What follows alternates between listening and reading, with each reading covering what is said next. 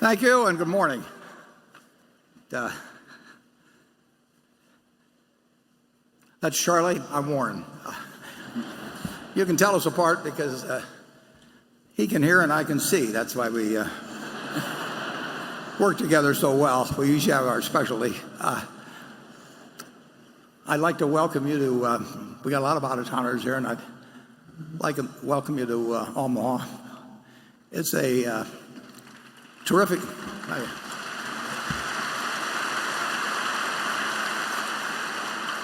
It's a terrific city, and Charlie's lived in California now for about 70 years, but he's still got a lot of Omaha in him. Both of us were born within 2 miles of this building that you're in. And Charlie, as he mentioned in his description of his amorous triumphs in high school, Charlie graduated from Central High, which is about 1 mile from here. It's a public school. And my dad, my first wife, my 3 children, and 2 of my grandchildren have all graduated from the same school. In fact, my grandchildren say they've had the same teachers that my dad. It's a great city. I hope you get to see a lot of it while you're here. And in just a minute, we will start a question period, hopefully a question and answer period, that will last till about noon, and then we'll take a break for an hour or so. We'll reconvene at 1, and then we'll continue with the question and answer period till 3:30, and then we'll break for 15 minutes or so, and then we'll convene the annual meeting of Berkshire, which we have 3 propositions that people wish to speak on, so that could last perhaps as long as an hour. Before we start, I'd like to make a couple of introductions. The first being Carrie Silva, who's been with us about 7 years, and can we have a light on Carrie? I think Carrie, are you there? Carrie, said, Carrie, said, Carrie puts on this whole program. She came with us about 7 years ago, and a few years ago I said, why don't you just put on the annual meeting for me? And she handles it all, and she has 2 young children, and she has dozens and dozens and dozens of exhibitors that she works with, and as you can imagine, with all of what we put on and all of the numbers of you that come, the hotels and the airlines and the rental cars and everything, she does it as if she could do that and be juggling 3 balls at the same time. She's amazing, and I want to thank her for putting on this program for us.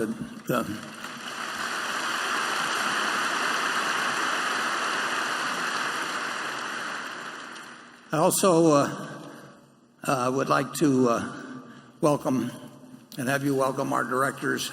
They will be voted on later. So I'll do this alphabetically. They're here in the front row, and if we could just have the spotlight drop on them as they're introduced. And alphabetically, there's Howard Buffett, Steve Burke, Sue Decker, Bill Gates, Sandy Gottesman, Charlotte Guyman. We have Charlie Munger next to me, Tom Murphy, Ron Olson, Walter Scott, and Merrill Whitmer. Yeah.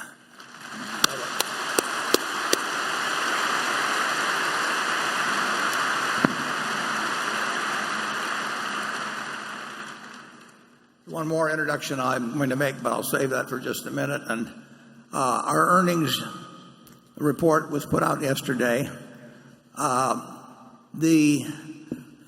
we regularly explain, the realized investment gains or losses in any period really mean nothing. I mean, we could take a lot of gains if we wanted to. We could take a lot of losses we want to do, but we don't really think about the timing of what we do at all, except in relation to the intrinsic value of what we're buying or selling.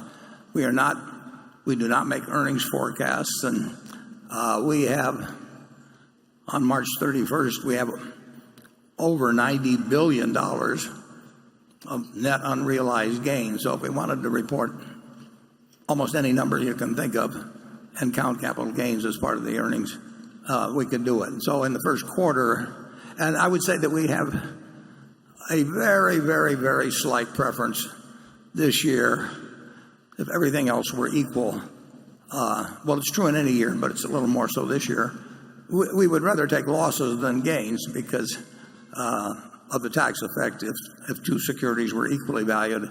And there's probably just one touch more of emphasis on that this year because we are taxed on gains at 35%, which means we also get the tax benefit at 35% of any losses we take. And I would say that there's some chance of that rate being lower, meaning that losses would have less tax value to us after this year than they would have after this year than this year. That is not a big deal, but it would be a very slight preference, and it may get to be more of a factor in deferring any gains and perhaps accelerating any losses as the year gets closer to December 31st, assuming, and I'm making no predictions about it, but assuming that there were to be a tax act that had the effect of reducing the earnings. So in the first quarter, insurance underwriting was the swing factor, and then there's a lot more about this in our 10Q, which you can look up on the internet. And you really, if you're seriously interested in evaluating our earnings or our businesses, you should go to the 10Q because the summary report, as we point out every quarter, does not really get to a number of the main points of valuation. I would just mention two factors in connection with the insurance situation, which I love. In the first 4 months, not the first 3 months, but the first 4 months, GEICO has had a net gain of 700,000 policyholders, and that's the highest number I can remember. There may have been a figure larger than that somewhere in the past. I did not go back and look at them all. But last year, I believe that figure was like 300,000. And this has been a wonderful period for us at GEICO because several of our major competitors have decided, and they publicly stated this. In fact, one of them just reiterated it the other day, although they now changed their policy. But they intentionally cut back on new business because new business carries with it a significant loss in the first year. There's just costs of acquiring new business. Plus the loss ratio, strangely enough, on first-year business tends to run almost 10 points higher than on renewal business. And so not only do you have acquisition costs, but you actually have a higher loss ratio. So when you write a lot of new business, you're going to lose money on that portion of the business that year. And we wrote a lot of new business, and at least two of our competitors announced that they were lightening up for a while on new business because they did not want to pay the penalty of the first-year loss. And, of course, that's made to order for us, so we just put our foot to the floor and try to write as much business, good business, as we can, and there are costs to that. A second factor, well, it's not a factor in the P&L, but an important event in the first quarter is that we increased our float. And on the slide, I believe it shows it year over year, $16 billion. $14 billion of that came in the first quarter of this year. So we had a $14 billion increase in float. And for some years, I've been telling you it's going to be hard to increase the float at all. And I still will say the same thing. But it's nice to have $14 billion or more, which is one reason, if you look at our 10Q, you will see that our cash and cash equivalents, including Treasury bills, now has come to well over $90 billion. So I think I feel very good about the first quarter, even though our operating earnings were down a little. But one quarter means nothing. I mean, over time, what really counts is whether we're building the value of the businesses that we own. And I'm always interested in the current figures, but I'm always dreaming about the future figures. There's one more person I would like to introduce to you today, and I'm quite sure he's here. I haven't seen him, but I understood he was coming. There's I believe that he's made it today, and that is Jack Bogle, who I talked about in the annual report.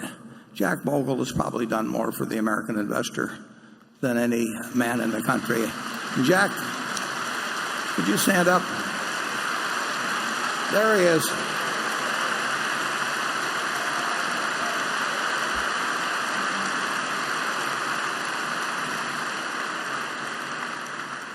Jack Bogle, many years ago, he wasn't the only one that was talking about an index fund, but it wouldn't have happened without him. I mean, Paul Samuelson talked about it. Ben Graham even talked about it. But the truth is it was not in the interest of the investment industry of Wall Street. It was not in their interest, actually, to have the development of an index fund, the index fund, because it brought down fees dramatically.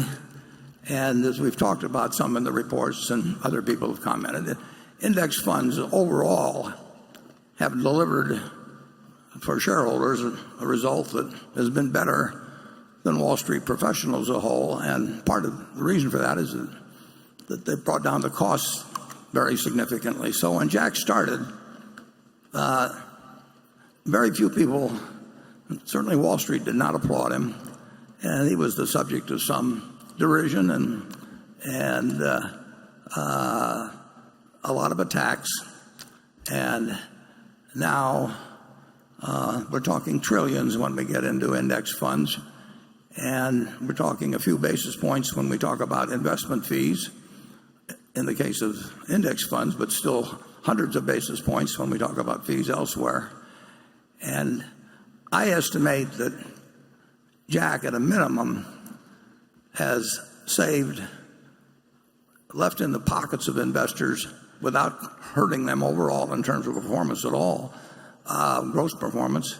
He's put tens and tens and tens of billions into their pockets, and those numbers are going to be hundreds and hundreds of billions over time. So it's Jack's 88th birthday on Monday.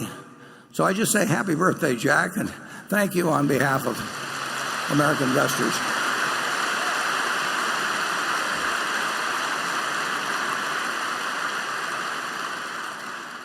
And Jack, I've got great news for you. You're going to be 88 on Monday, and in only 2 years, you'll be eligible for an executive position at Berkshire. So hang in there, buddy. Okay, we've got a panel of expert journalists on this side and expert analysts on that side and expert shareholders in the middle, and we're going to rotate, starting with the analysts and somewhere here I have here we go.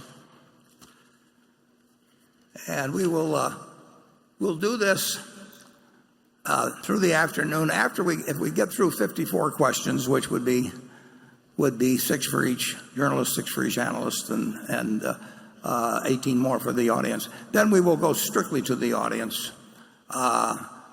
I don't think I've got any information as to what the situation is on overflow rooms, but we'll go to at least one of them. But let's start off with Carol Loomis of Fortune magazine, the longest serving employee in the history of Time Inc., I believe, with 60 years. And Carol, go to it.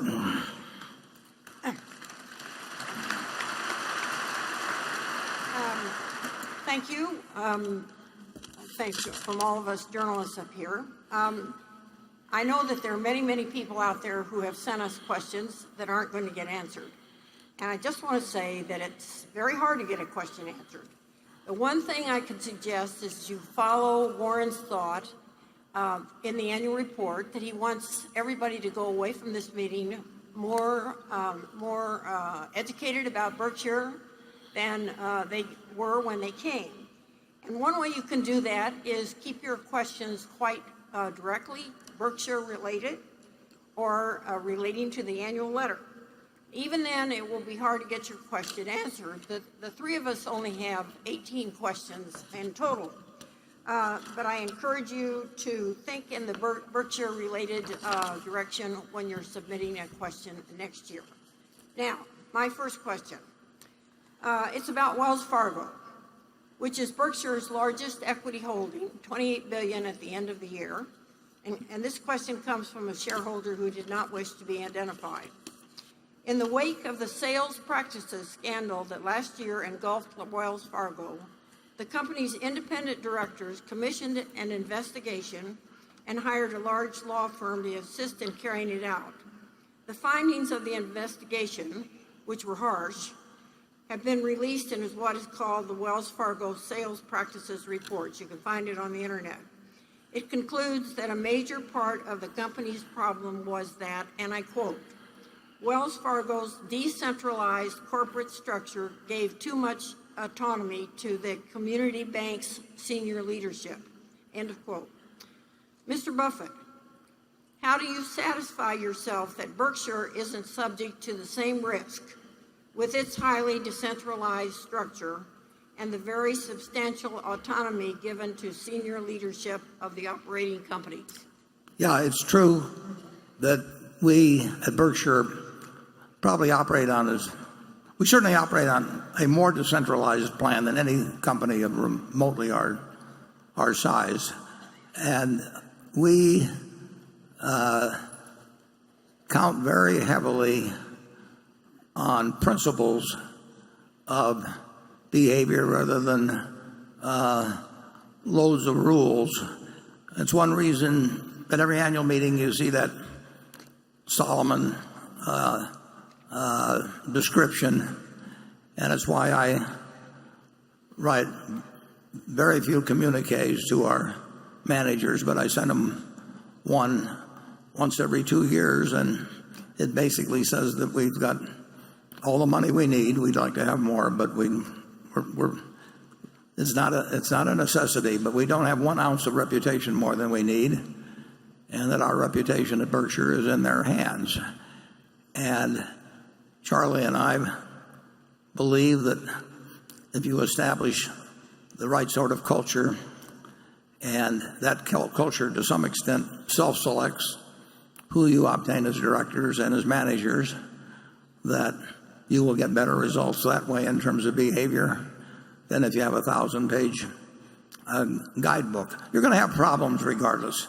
We have 367,000, I believe, employees. Now, if you have a town with 367,000 households, which is about what the Omaha metropolitan area is, people are doing something wrong as we talk here today. There's no question about it. And the real question is whether the managers are worrying and thinking about finding and correcting any bad behavior, and whether if they fail in that, whether the message gets to Omaha and whether we do something about it. At Wells Fargo, there were 3 very significant mistakes, but there was one that dwarfs all of the others. You're going to have incentive systems at any business, almost any business. There's nothing wrong with incentive systems, but you've got to be very careful what you incentivize. And you can incentivize bad behavior, and if so, you better have a system for recognizing it. Clearly, at Wells Fargo, there was an incentive system built around the idea of cross-selling and number of services per customer, and the company in every quarterly investor presentation highlighted how many services per customer. So it was the focus of the organization, a major focus, and undoubtedly people got paid and graded and promoted based on that number, or at least partly based on that number. Well, it turned out that was incentivizing the wrong kind of behavior. we've made similar mistakes. I mean, any company's going to make some mistakes in designing a system, but it's a mistake, and you're going to find out about it at some point. And I'll get to how we find out about it. But the biggest mistake was that, and I don't know, obviously I don't know the facts as to how the information got passed up the line at Wells Fargo. But at some point, if there's a major problem, the CEO will get wind of it. And that is, at that moment, that's the key to everything, because the CEO has to act.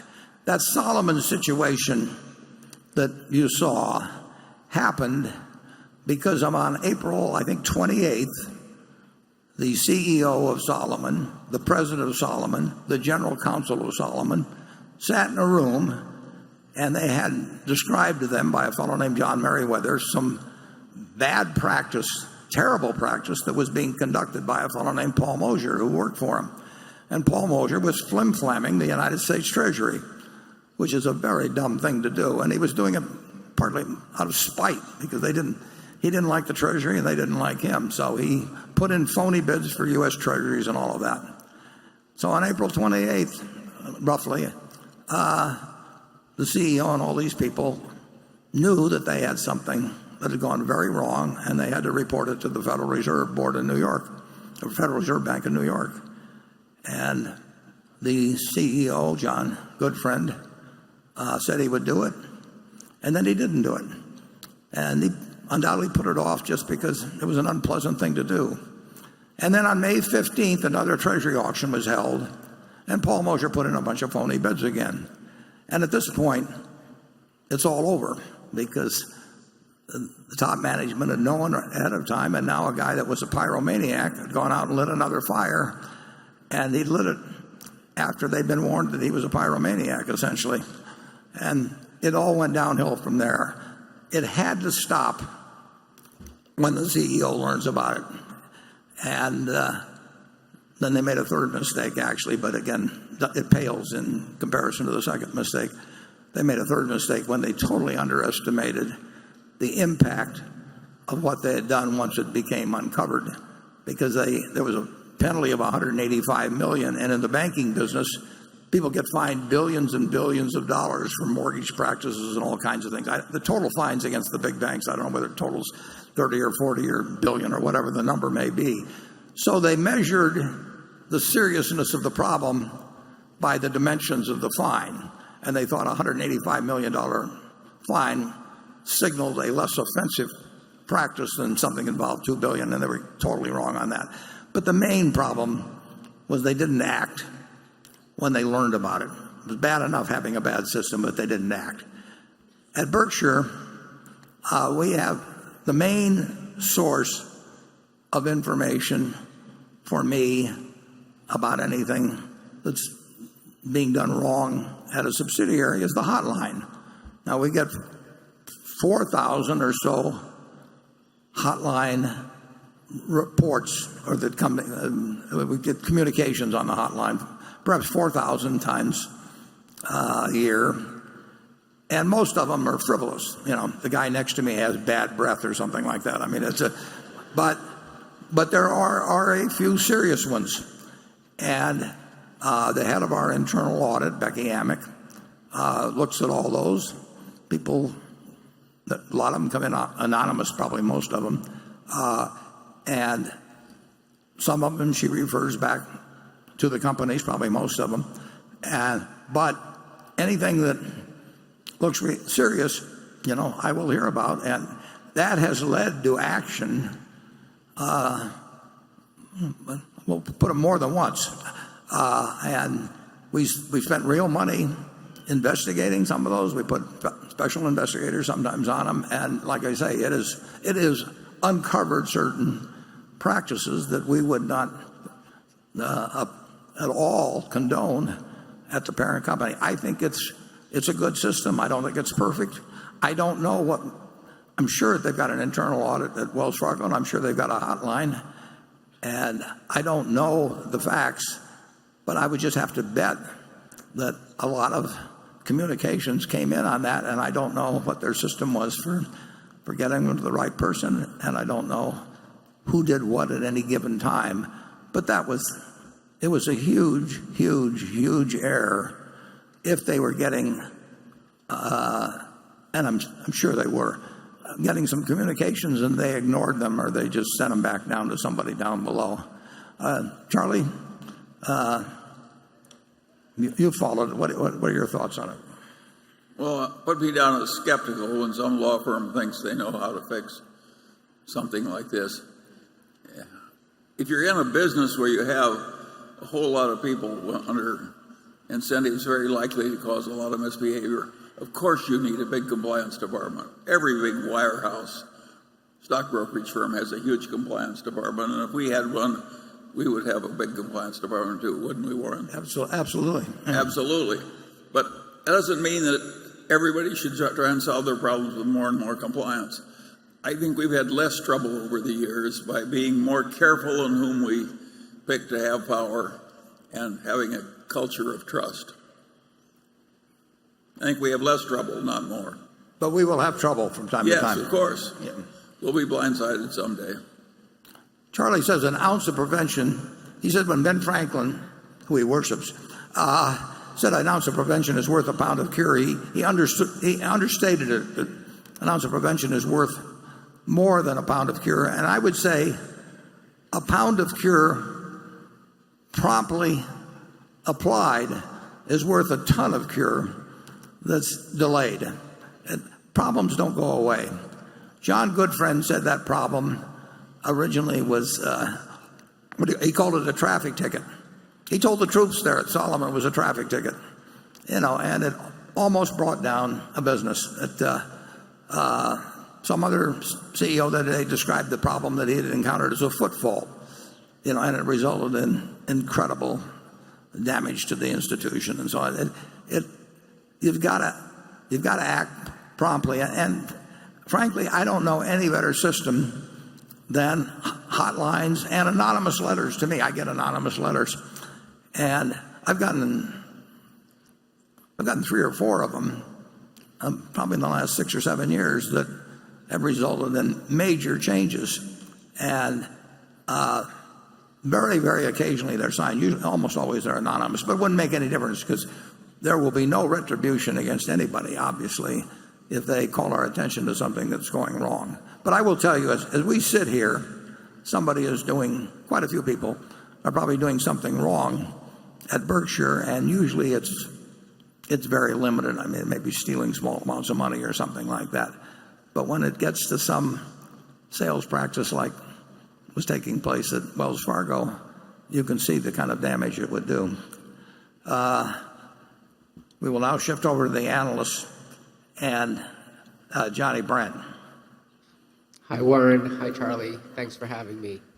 You've addressed the risk of driverless cars to GEICO's business, but it strikes me that driverless trucks could narrow the cost advantage of railroads even if the number of crew members in a locomotive eventually declines from 2 to 0. Is autonomous technology more of an opportunity or more of a threat for the Burlington Northern?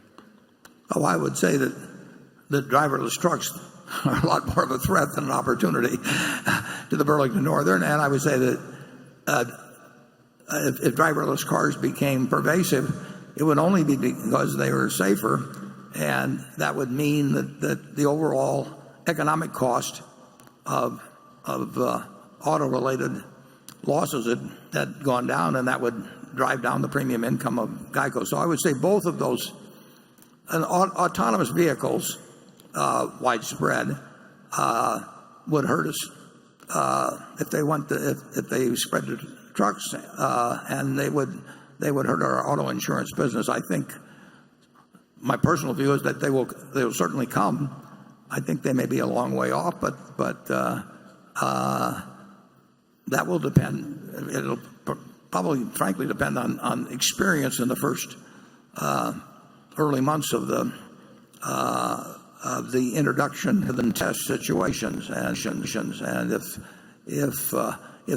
they make the world safer, it's going to be a very good thing, but it won't be a good thing for auto insurers. And similarly, if they learn how to move trucks more safely, there's a tends to be driver shortages in the truck business now, it obviously improves their position vis-a-vis the railroads. Charlie? Well, I think that's perfectly clear. Yeah. Finally, approval all these years. Okay. Station 1, the shareholder. Hi, Warren and Charlie. My name is Brian Martin, and I'm from Springfield, Illinois. In the HBO documentary, Becoming Warren Buffett, you had a great analogy comparing investing to hitting a baseball and knowing your sweet spot. Ted Williams knew his sweet spot was a pitch right down the middle. When both of you look at potential investments, what attributes make a company a pitch in your sweet spot that you'll take a swing at and invest in? Well, I'm not sure I can define it in exactly the terms you would like, but we sort of know it when we see it, and it would tend to be a business that, for one reason or another, we can look out 5 or 10 or 20 years and decide that the competitive advantage that it had at the present would last over that period, and it would have a trusted manager that would not only fit into the Berkshire culture, but that was eager to join the Berkshire culture. And then it would be a matter of price. But the main, when we buy a business, essentially we're laying out a lot of money now based on what we think that business will deliver over time. And the higher the certainty with which we make that prediction, the better we feel about it. You can go back to the first, wasn't the first outstanding business we bought, but it was kind of a watershed event, which was a relatively small company, See's Candy. And the question when we looked at See's Candy in 1972 was, would people still want to be both eating and giving away that candy in preference to other candies? And it wouldn't be a question of people buying candy for the low bid. And we had a manager we liked very much, and we bought a business that was paid $25 million for it net of cash, and it was earning about $4 million pre-tax then, and we must be getting close to $2 billion or something like that pre-tax that we've taken out of it. But it was only because we felt that people would not be buying necessarily a lower price candy.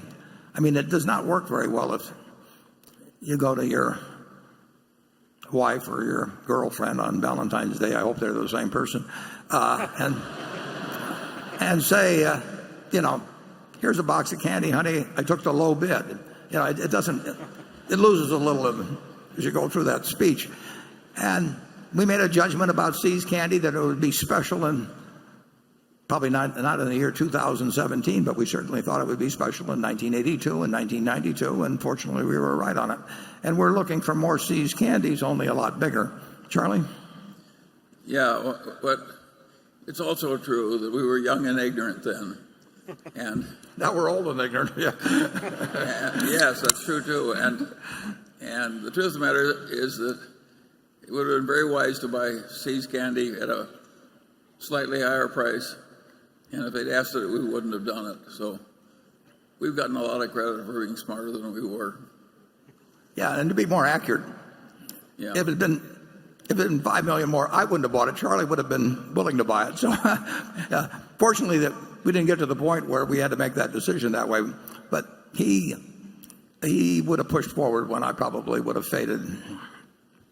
It's a good thing. It's a good thing that the guy came around. Actually, the seller was the grandson of Mrs. C, wasn't he, Charlie? He was Larry C's son. Am I correct? Or Larry C's brother. But he was not interested in the business, and he was more interested in girls and grapes, actually. And he almost changed his mind. He did change his mind about selling, and I wasn't there, but Rick Aaron told me that Charlie went in and gave an hour talk on the merits of girls and grapes over having a candy company. This is true, folks. And the fellow sold to us, so that I pulled Charlie out in emergencies like that. We were very lucky that early the habit of buying horrible businesses because they were really cheap. It gave us a lot of experience trying to fix unfixable businesses as they headed downward toward doom. And that early experience was so horrible, fixing the unfixable, that we were very good at avoiding it thereafter. So I would argue that our early stupidity helped us. Yeah. We learned we could not make a silk purse out of a sow's ear. No, we learned. So we went around looking for silk. But you have to try it for a long time and fail and have your nose rubbed in it to really understand it. Okay, Becky, quick. This question comes from a shareholder named Mark Blackley in Tulsa, Oklahoma, who says, there has been more news than usual in some of Berkshire's core stock holdings, Wells Fargo and the incentive and new account scandal, American Express losing the Costco relationship and playing catch-up in the premium card space, United Airlines and customer service issues, Coca-Cola and slowing soda consumption. How much time is spent reviewing Berkshire stock holdings, and is it safe to assume if Berkshire continues to hold these stocks that the thesis remains intact? Well, we spend a lot of time thinking. Those are very large holdings. If you add up American Express, Coca-Cola, and Wells Fargo, I mean, you're getting up, well into the high tens of billions of dollars, and those are businesses we like very much. They're different characteristics. In the case of, you mentioned United Airlines, we actually are the largest holder of all four of the large. We're the largest holder of the four largest airlines, and that is much more of an industry thought. But all businesses have problems, and some of them have some very big pluses. I personally, you mentioned American Express. If you read American Express's first quarter report and talk about their platinum card, the platinum card is doing very well. The gains around the world, I think there were 17% or something like that in buildings in the UK, and 15% is the original currency, or the local currency, Japan, Mexico, and very good in the United States. There's competition in all these businesses.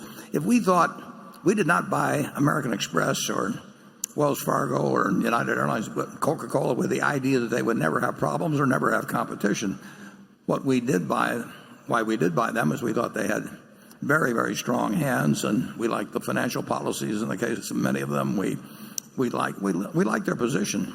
We bought a lot of businesses, and we do look to see where we think they have durable competitive advantage, and we recognize that if you've got a very good business, you're going to have plenty of competitors who are going to try and take it away from you, and then you make a judgment as to the ability of your particular company and product and management to ward off competitors. They won't go away, but we think, I'm not going to get into the specific names on it, but those companies generally are very well positioned. I've likened essentially, if you've got a wonderful business, even if it's a small one like See's Candy, you basically have an economic castle, and in capitalism, people are going to try and take away that castle from you. So you want a moat around it, protecting it in various ways that can protect it. And then you want a knight in the castle that's pretty darn good at warding off marauders. But they're going to be marauders, and they'll never go away. And if you look at, I think Coca-Cola was 1886, American Express was 51 or 52, starting out with an express business. Wells Fargo with, I don't know what year they were started. Incidentally, American Express was started by Wells and Fargo as well. So these companies had lots of challenges, and they'll have more challenges. And the companies we own have had challenges. Our insurance business has had challenges, but we started with National Indemnity as $8 million purchase in 1968, and fortunately we've had people like Tony Nicely at GEICO, and we've had Jain, who's added tens of billions of value, and we've got some smaller companies that you probably don't even know about, but really have done a terrific job for us. So there'll always be competition in insurance, but there'll always be things to do that a really intelligent management with a decent distribution system, various things going for them, can do to ward off the Marauders. So to the specific question, how much time is spent reviewing the holdings, I would say that I do it every day. I'm sure Charlie does it every day. Charlie? Well, I don't think I got anything to add to that either. We'll cut his salary if he doesn't participate here. Okay, Jay Gelb. This question is on Berkshire's retroactive reinsurance deal with AIG, which was the largest ever of its kind. Based on AIG's track record of reserve deficiencies and the opportunity for Berkshire to invest the float, what is your level of confidence that this contract covering up to $20 billion of AIG's reserves in return for $10 billion of premiums will ultimately be profitable for Berkshire? Well, at the time we do every deal, I think it's smart. And then sometimes I find out otherwise as we go along. The deal, that Jay knows, but might be unfamiliar to many people, is that AIG transferred to us the liability for 80% of $25 billion, excess of $25 billion. In other words, they had to pay the first $25 billion, and then on the next $25 billion, we had to pay 80% of what they paid, up to a limit of $20 billion, 80% of 25. And we got paid $10.2 billion for that. And this applies to their losses in many classes of business, written or earned before December 31st, 2015. So Ajit Jain, who has made a lot more money for Berkshire for you than I have, but he evaluates that sort of transaction. We talk about it a fair amount ourselves. I just find it interesting. I particularly find the $10.2 billion that they're going to give us interesting. And we come to the conclusion that we think we'll do well by getting $10.2 billion today with a maximum payout of $20 billion over some between now and Judgment Day on this large piece of business. AIG had very good reasons for doing this because their reserves had been under criticism, and this essentially probably it should have, I think, put to bed the question of whether they were under reserved on that business. And we get the $10.2 billion, and the question is how fast we pay out the money and how much money we pay out. And Ajit does 99% of the thinking on that, and I do 1%. And we project out what we think will happen.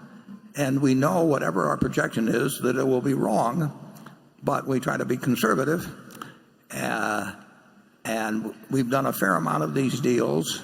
This is the largest. The second largest was a creature that was formed out of Lloyd's of London some years ago. And we've been wrong on one transaction that involved something over $1 billion of premium. I mean, clearly wrong. And there are a couple of others that may or may not work out depending on what you assume we have earned on the funds. But they're okay. But they probably didn't come out as well as we thought they would, though. But overall, we've done okay on this. It's less okay when we're sitting around with $90+ billion of cash. So the incremental $10.2 billion we took in the first quarter is earning us peanuts at the moment. And peanuts is not what fits into the formula for making this an attractive deal. So we do have to assume we'll find uses of the money, but the money will be with us quite a while. And I think our calculations are on the conservative side. They're not the identical calculations that AIG makes. I mean, we come up with our own estimate of payouts and all of that. And I think it was quite a good transaction from AIG's standpoint, because they did take $20 billion of potential losses off for $10.2 billion, and I think they satisfied the investing community that they were quite unlikely to have adverse development in the period prior to 2015 that was not accounted for by this transaction. Charlie? Well, I think it's intrinsically a dangerous kind of activity, but that's one of its attractions. I don't think there are any two people in the world that are better at this kind of transaction than Ajit and Warren, and nobody else has had the experience we've had. Just get me in a lot more of those businesses, and I'll accept a little extra worry. There's one thing I should mention too, that we actually were the only insurance operation in the world that would write that sort of a contract, and that where it would be satisfactory to the other party. I mean, when somebody hands you $10.2 billion and says, I'm counting on you to pay $20 billion back, even if it's 50 years from now on the last dollar, there are very few people that they want to hand $10.2 billion to. So there's limited people on the other side. I mean, there's not that many people remotely that have that kind of size deal. Very few is a good expression. He means one. Yeah. Okay, we'll go to station 2. Hello, Mr. Buffett, Mr. Munger. My name is Grant Gibson. I'm from Denver, Colorado, and this is my 5th consecutive year here, so thank you for having us. Thanks for coming. Appreciate it. With all due respect, Mr. Buffett, this question is for Mr. Munger. In your career of thousands of negotiations and business dealings, could you describe for the crowd which one sticks out in your mind as your favorite or as otherwise noteworthy? Well, I don't think I've got a favorite, but the one that probably did us the most good as a learning experience was See's Candy. It just, the power of the brand, the unending flow of ever-increasing money with no work.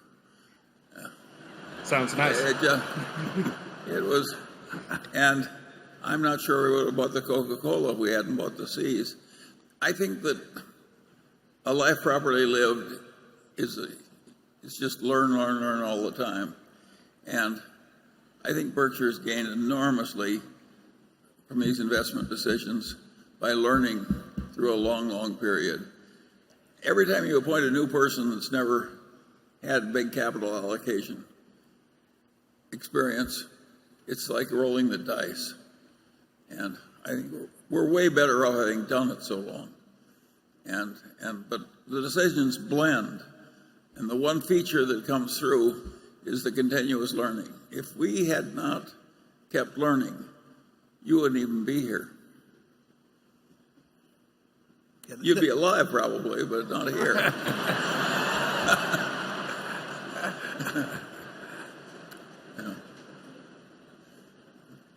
There's nothing like the pain of being in a lousy business to make you appreciate a good one.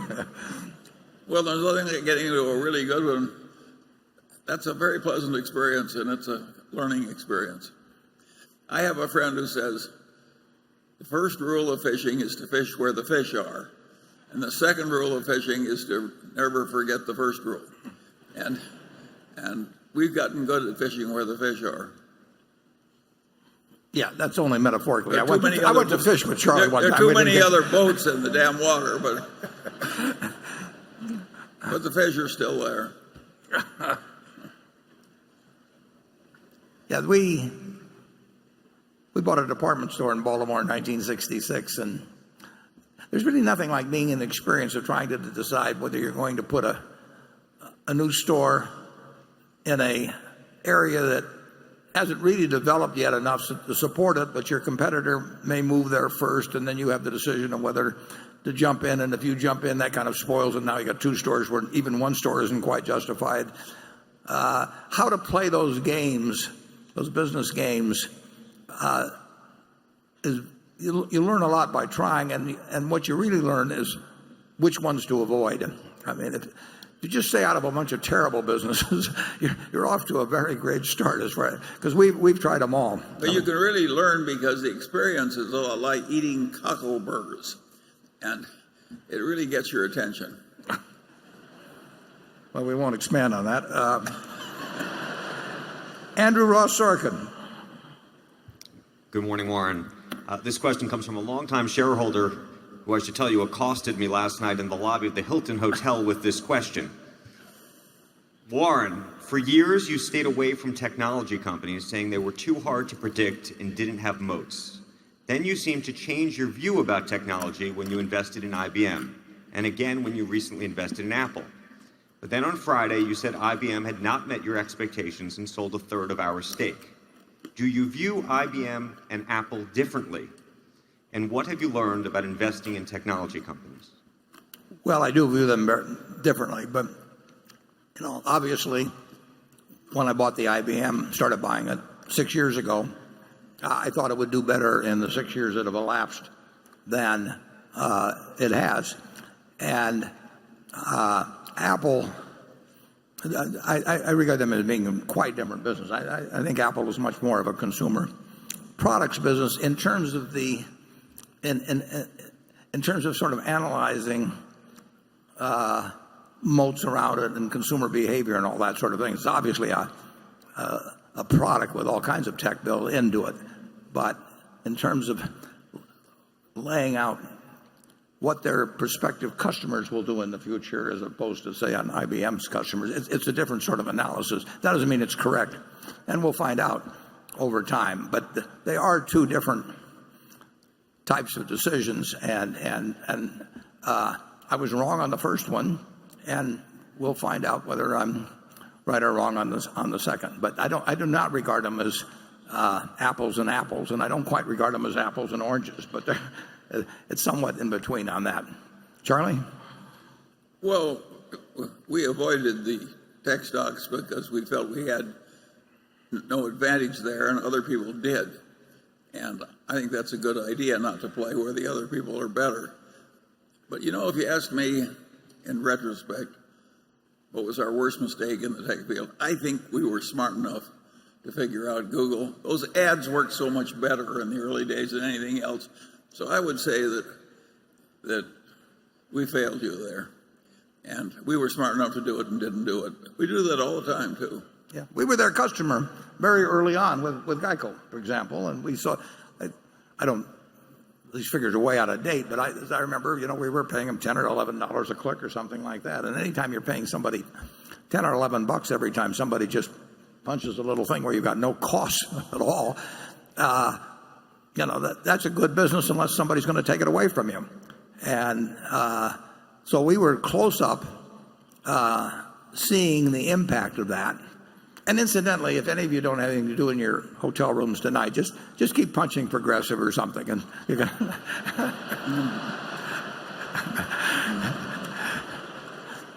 don't really do that. The thought just happened to cross my mind. But that is, you've never seen a business, almost never seen a business like it, where and I think for LASIK surgery and things like that, I think the figures were, $60 or $70 a click with no incremental, no cost. So, and I knew the guys. I mean, they actually designed their prospectus. They came to see me, and a little bit after the original one, when they went public, a little bit after Berkshire even. And so I had plenty of ways to ask questions or anything of the sort, educate myself, but I blew it. And we blew Walmart too. When it was a total cinch, we were smart enough to figure that out, and we didn't. Yeah, figuring out execution is what counts. So, anyway, well, and I could be making two mistakes on IBM. I mean,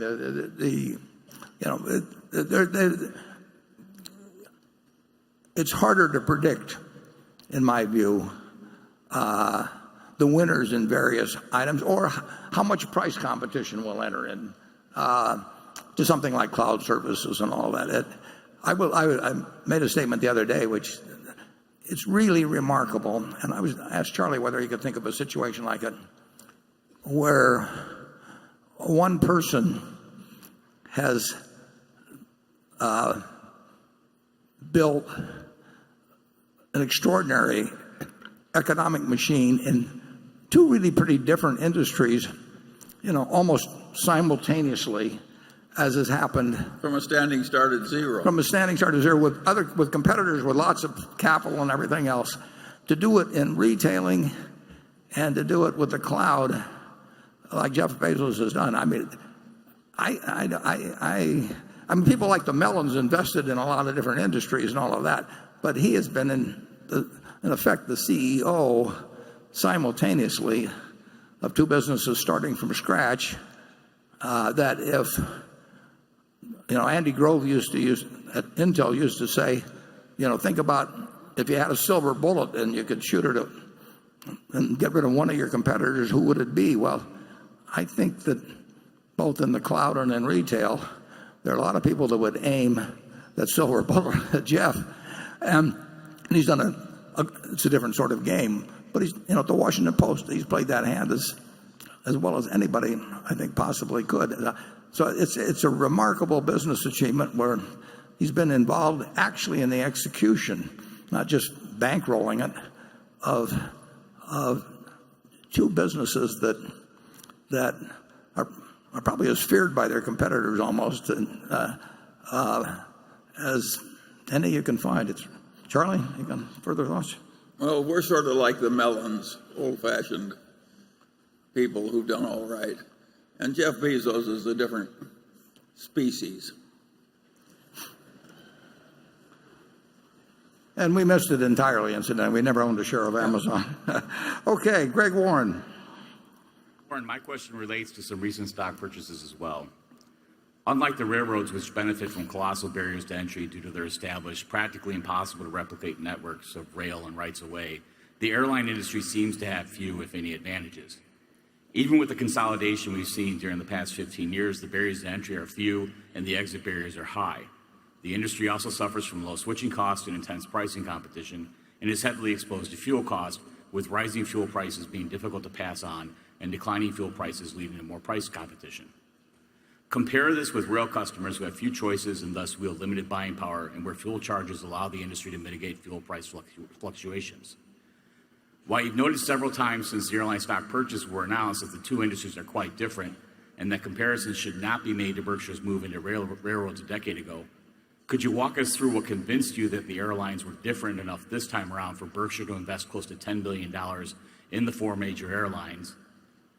Because it would seem to me that UPS, which you have a small stake in, and FedEx, both of which have wider economic moats built on more identifiable and durable competitive advantages, would be a better option for long-term investors. Yeah, the decision in respect to airlines had no connection with our being involved in the railroad business. I mean, you can classify them in, maybe in as transportation business or something, but it had no connection, and no more connection than the fact we own GEICO or any other business. You couldn't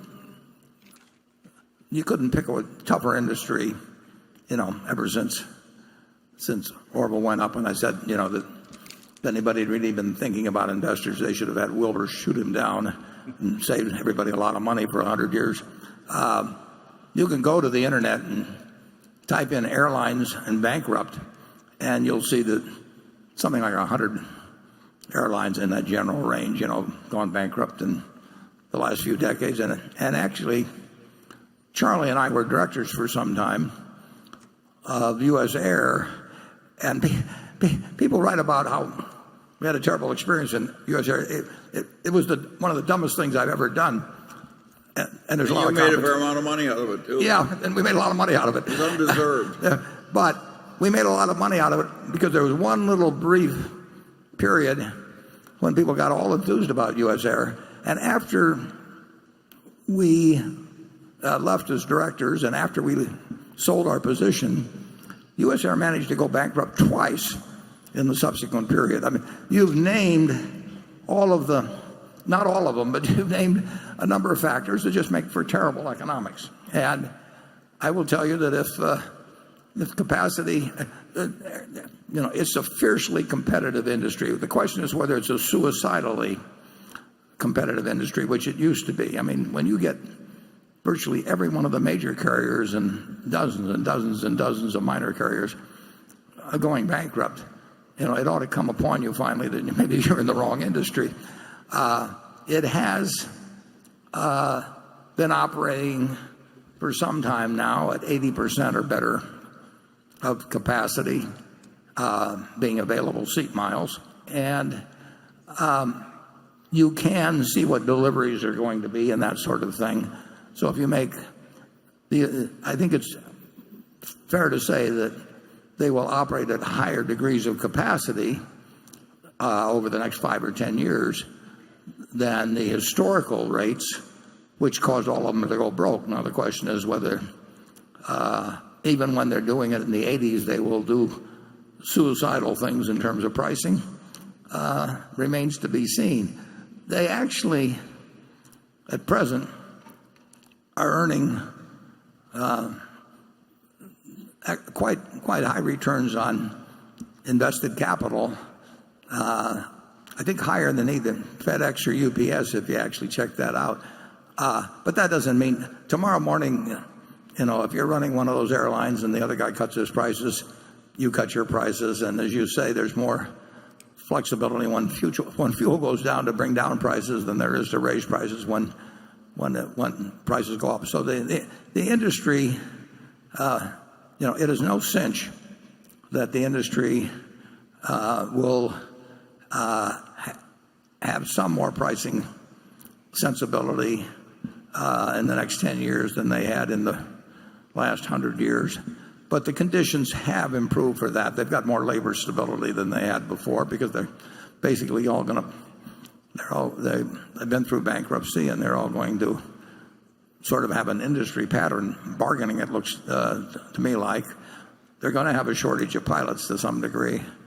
But it's not like buying See's candy. Charlie?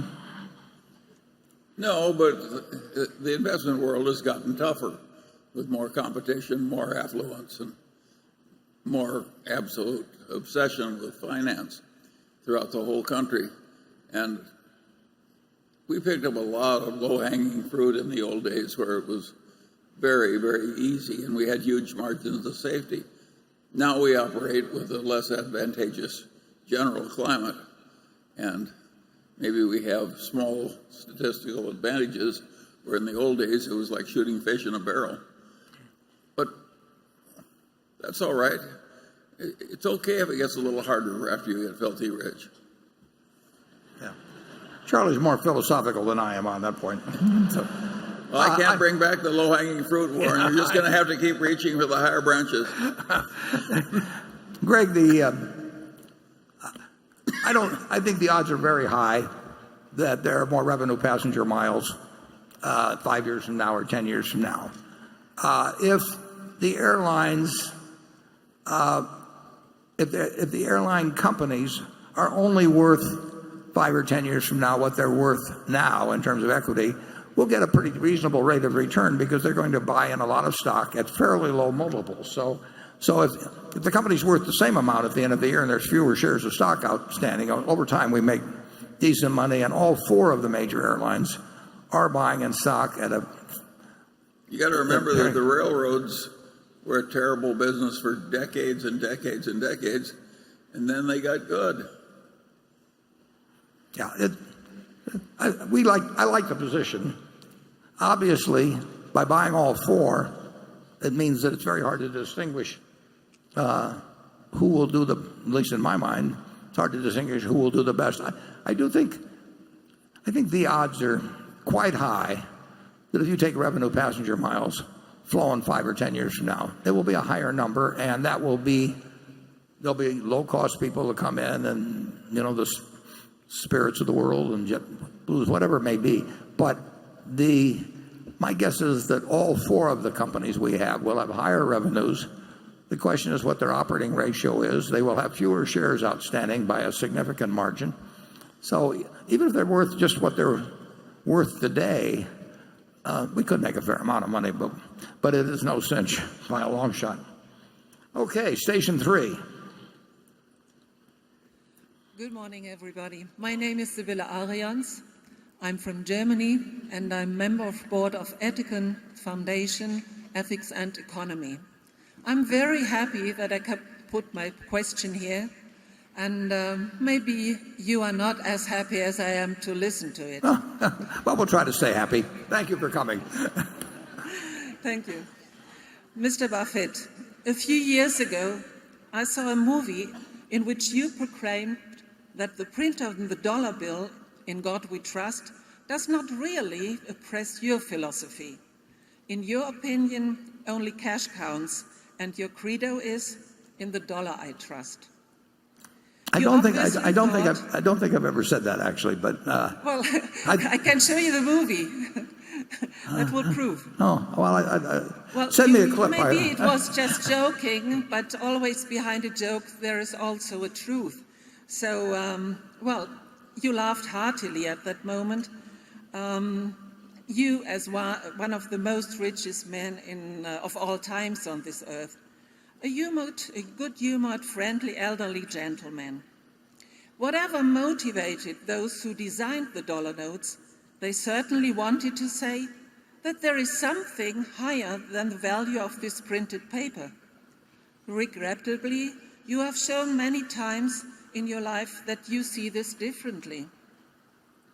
You have accumulated billions of dollars, showed extraordinary cleverness and skill, and you know better to pick up than many others who, like you, use the rules which are inherent to capitalism for their own intentions.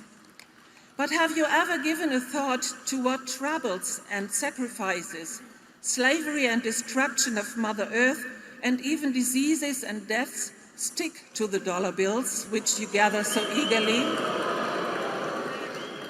Let's take Coca-Cola.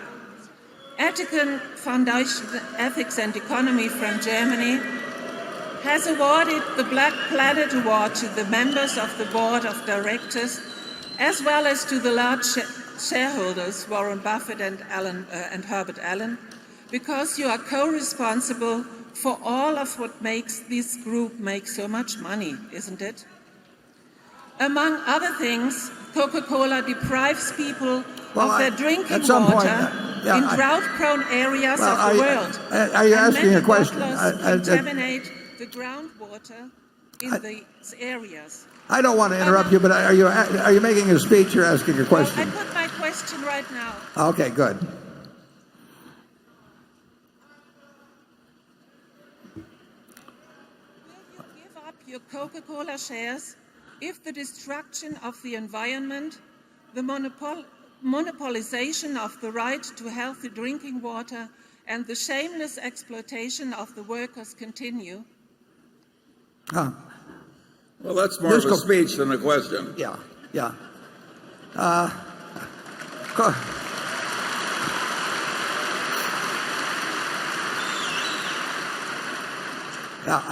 I don't think that quote you had earlier. I've said once or twice that it should say "In the Federal Reserve we trust," because they print the money, and if they print too much of it, it could decline in value. But I have never, to my knowledge, I've never said anything like you originally said. And I would say this: I think I've been eating things I like to eat all my life, and Coca-Cola. This Coca-Cola is 12 ounces. I drink about 5 a day. It has about 1.2 ounces of sugar in it. And if you look at what different people get their sugar and calories from, they get them from all kinds of things. I happen to believe that I like to get 1.2 ounces with this, and it's enjoyable. since 1886 people have found it pleasant. And I would say that if you pick every meal in terms of what somebody in some recent publication has told you is the very best for you, I offer you that. I say go to it. But if you told me that I would live 1 year longer, and I don't even think of that, I would live 1 year longer if I'd eat nothing but broccoli and asparagus and everything my Aunt Alice wanted me to eat all my life, or I would eat everything I enjoyed eating, including chocolate sundaes and Coca-Cola and steak and hash browns. I would rather eat in a way I enjoy for my whole life than eat some other way and live another year. And I do think that choice should be mine. If somebody decides sugar is harmful, maybe you'd encourage the government to ban sugar, but sugar in Coca-Cola is not different than eating sugar, put on my grape nuts in the morning or whatever else I'm having. So I think Coca-Cola has been a very, very positive factor in America and the world for a long, long time. And you can look at a list of achievements of the company. And I really don't want anybody telling me I can't drink it. Charlie? Well, I've solved my Coca-Cola problem by drinking Diet Coke, and I swill the stuff like other people swill, I don't know what. And I've been doing it for just as long as you've been taking all those Coca-Colas that are... I've had breakfast with Warren when he has Coca-Colas and nuts. And pretty damn good, too. If you keep doing that, Warren, you may not make 100. Well, I think there's something in longevity to be feeling happy about your life, too. Absolutely.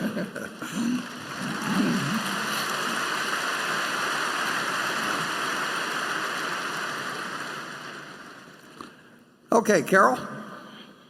This question is from Franz. Carol? This question is from Franz Tromberger of Austria. Neither, Warren may amend my definition here, but which is neither a company's accounting value nor its stock market value, but is rather its estimated real value. So the question is, at what rate has Berkshire compounded intrinsic value over the last 10 years, and at what rate, including your explanation for it, please, do you think intrinsic value can be compounded over the next 10 years? Yeah. Intrinsic value, can only be calculated, or gains, in retrospect. But the intrinsic value, pure definition, would be the cash to be generated between now and Judgment Day, discounted at an interest rate that seems appropriate at the time, and that's varied enormously over a 30 or 40-year period. If you pick out 10 years, and you're back to May of 2007, we had some unpleasant things coming up, but I would say that we've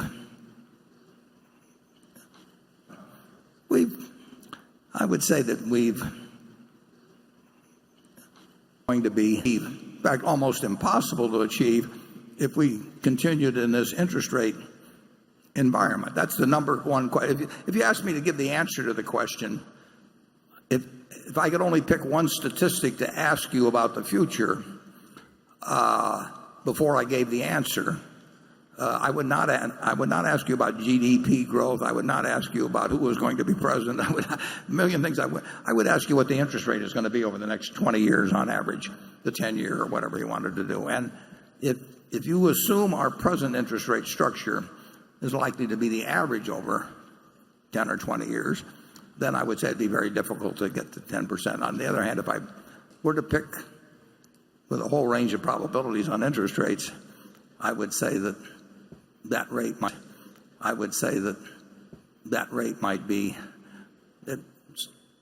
it's low.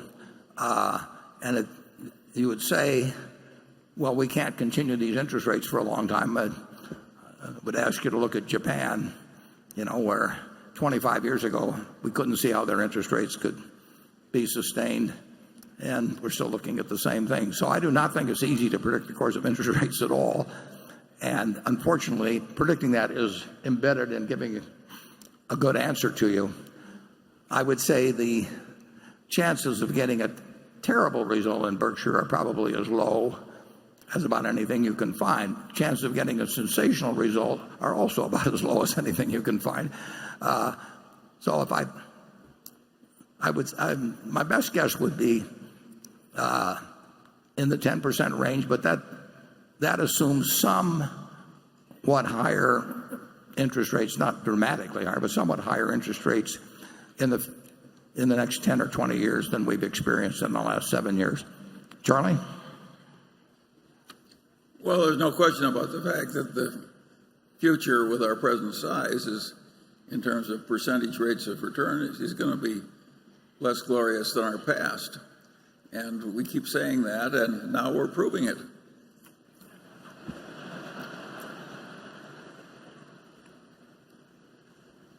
Do you want to end on that note, Charlie, or would you care to? Well, I do think Warren's right about one thing. I think we have a collection of businesses that, on average, has better investment values than, say, the S&P average. So I don't think you shareholders than, say, the S&P average.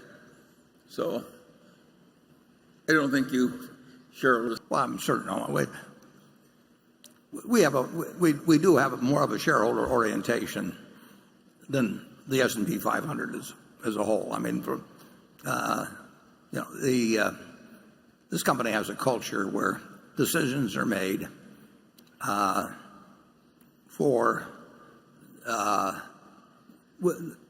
an owner, as a private owner would make them, and frankly, that's a luxury we have that many companies don't have. I mean, they are under pressures today sometimes to do things. One of the questions I asked the CEO of every public company that I meet is, what would you be doing differently if you owned it all yourself?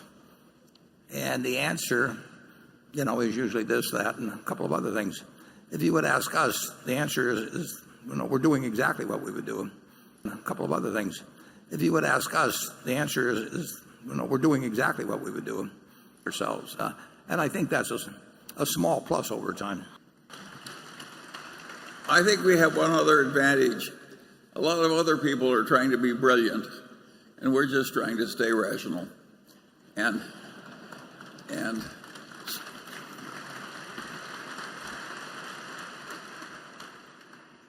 it's a big advantage. Trying to be brilliant is dangerous, particularly when you're gambling. Okay, Jonathan. If corporate tax rates are reduced meaningfully, Berkshire will enjoy a one-time boost to book value because of its sizable deferred tax liability, and its go-forward earnings should be higher too, at least in theory. How much of the reduced tax rate will be passed along to Berkshire's customers through, for instance, lower electricity rates or lower railroad shipping rates, and how much will go to Berkshire shareholders? Yeah, the question is, in the case of our utility businesses, all benefit of lower tax rates goes to customers, and it should be, because we are allowed a return on equity in general. I mean, I'm simplifying a little bit, but we're allowed a return on equity that's computed on an after-tax basis, and the utility commissions would, if taxes were raised, would presumably give us higher rates to compensate for that, and if taxes are lowered, they would say you're not entitled to make more money just because tax rates on equity, because tax rates have been lowered. So forget about the utility portion of the deferred taxes. The deferred taxes that are applicable to our unrealized gains in securities, we would get all the benefit of, because I mentioned we had $90 billion plus of unrealized gains, and if the rates were changed on those in either direction, our owners, dollar for dollar, will participate in that. And then you get into the other businesses. You mentioned the railroad, but it can be all of our other businesses. To some extent, if tax rates are lowered, to different degrees in different industries, depending on the number of players, the competitive conditions, some of it almost certainly gets competed away, and some of it would likely not be competed away. And economists can argue about that a lot, but I've seen it in action in a lot of cases. You've had a big decline in rates, for example, in the UK, and we've had them over my lifetime. We had 52% corporate rates. We've had a lot of different numbers. So I have seen how economic behavior works, and I would say that it's certain that some of any lower rate would be competed away, and it's virtually certain that some would inure to the benefit of the shareholders, and it's very industry and company specific in how that plays out. Charlie? Well, with dollar for dollar, I mean, there's 90 or 95 billion. If the rate were to drop 10%, that $9.5 billion is by 10 percentage points. That $9.5 billion is real. On the other hand, if it goes up, as it did, went up from 28 to 35%, they can take it away from us too. Well, I think it's true that we're peculiar in one way. If things go to hell in a handbasket and then get better later, we're likely to do better than most others. And we don't wish for that, and we don't want our country to have to suffer through it. And we fear what might happen if the country went through the ringer like that. But if that real adversity comes, we're likely to do better in the end. We're good at navigating through that kind of stuff. Yeah, and occasionally there will be a lot. In fact, we're quite good at it. There'll be occasional hiccups in the American economy. It doesn't have much to do with who's president or anything like that. Those people may get blamed or given credit for different things, but it's just it is the nature of market systems to occasionally go haywire in one direction or other, and it's been ever thus. It'll be ever thus. There's not on a regular sine wave type picture or anything of the sort, but it's certain to happen from time to time, and we will probably have a fair amount of money and credit at that time, and we're not affected. When the rest of the world is fearful, we know America's going to come out fine, and we will not have any trouble psychologically acting at all. And then the question is, how much do we have in the way of resources? We'll also never put the company in any kind of risk just because we see a lot of opportunities. We'll grab all the ones we can that we can handle and not lose a day of sleep. I didn't quite get that, but in any event, we will now go to Station 4, and if the person yelling on. Are we up there in Station? Are you in Station 4? Dr. Bruce Hertz from Glenview, Illinois. I wanted to thank you for allowing me to attend. I feel both honored and blessed. My question for Mr. Buffett is, you've always advised us to purchase equities that appreciate in value. Yet, a few years ago, you sold your used Cadillac at a tremendous profit.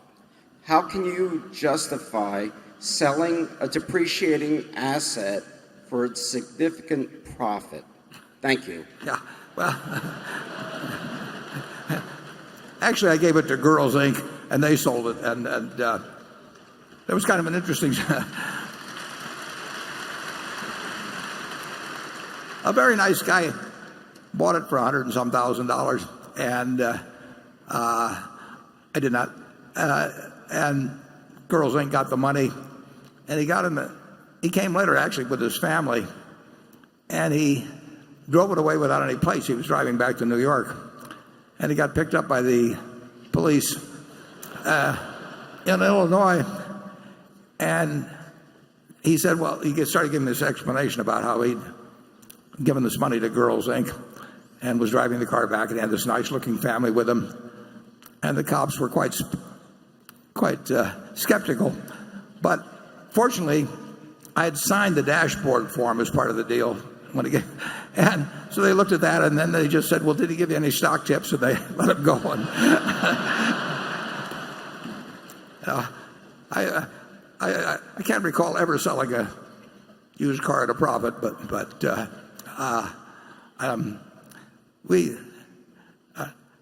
I don't think I've ever sold any personal possession. Well, I've got a house for sale. You don't have any personal possessions. Yeah. No, anything you see with a figure attached like that. You're a fatter version of Mahatma Gandhi. Mahatma Gandhi. The guy was a very nice guy that bought it, and that's check cleared, so we're fine. Becky? I'd like to ask a question that can serve as a follow-up to the question that Carol had asked, and Charlie in that response said that he thinks the Berkshire's businesses on the whole will do the question that Carol had asked, and Charlie in that response said that he thinks the Berkshire's businesses on the whole will do the S&P 500.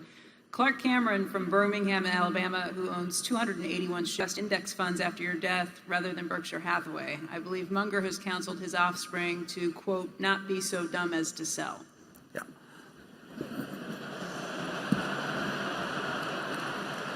She won't be selling any Berkshire to buy the index funds. All of my Berkshire, every single share will go to philanthropy. So I don't even regard myself as owning Berkshire. Basically, it's committed. And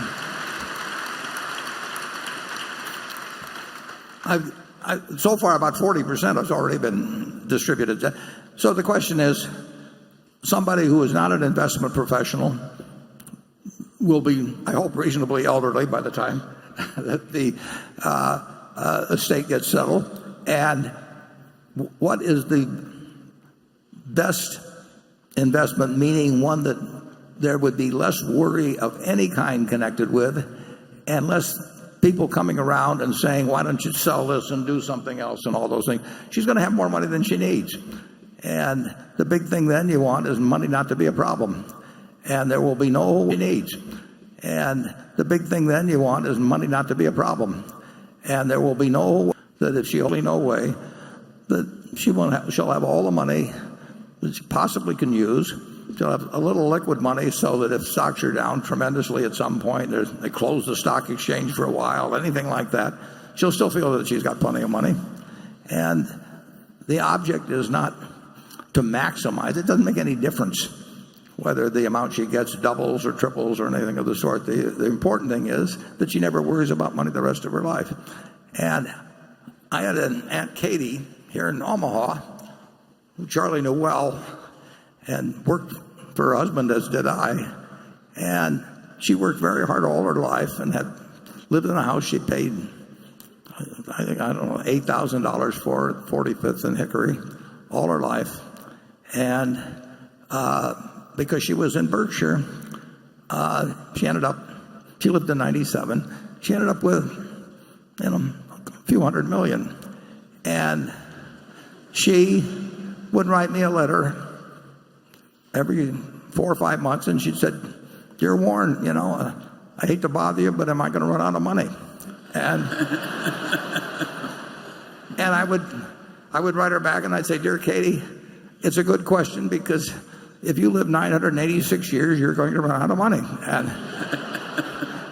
And then about 4 or 5 months later, she'd write me the same letter again. And I have seen there's no way in the world, if you've got plenty of money, that it should become a minus in your life.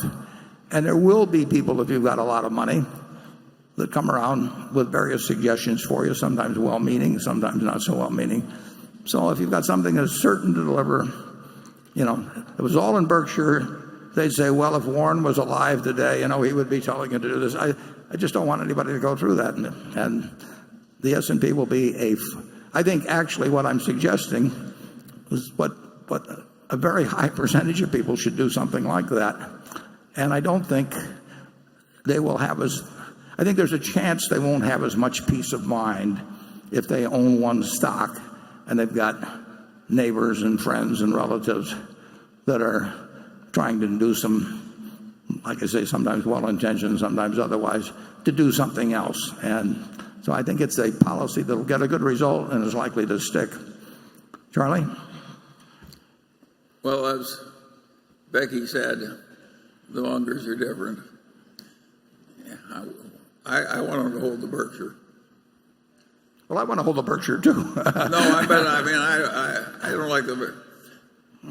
I recognize the logic of the fact that S&P algorithm is very hard to beat. In a diversified portfolio of big companies, it's all but impossible for most people. But I'm just more comfortable with the Berkshire. Well, it's the family business. Yeah. But I've seen too many people as they get older, particularly being susceptible and just having to listen to the arguments of people coming along. Well, if you're going to protect your heirs from the stupidity of others, you may have some good system, but I'm not much interested in that subject. Okay. Okay, Jay.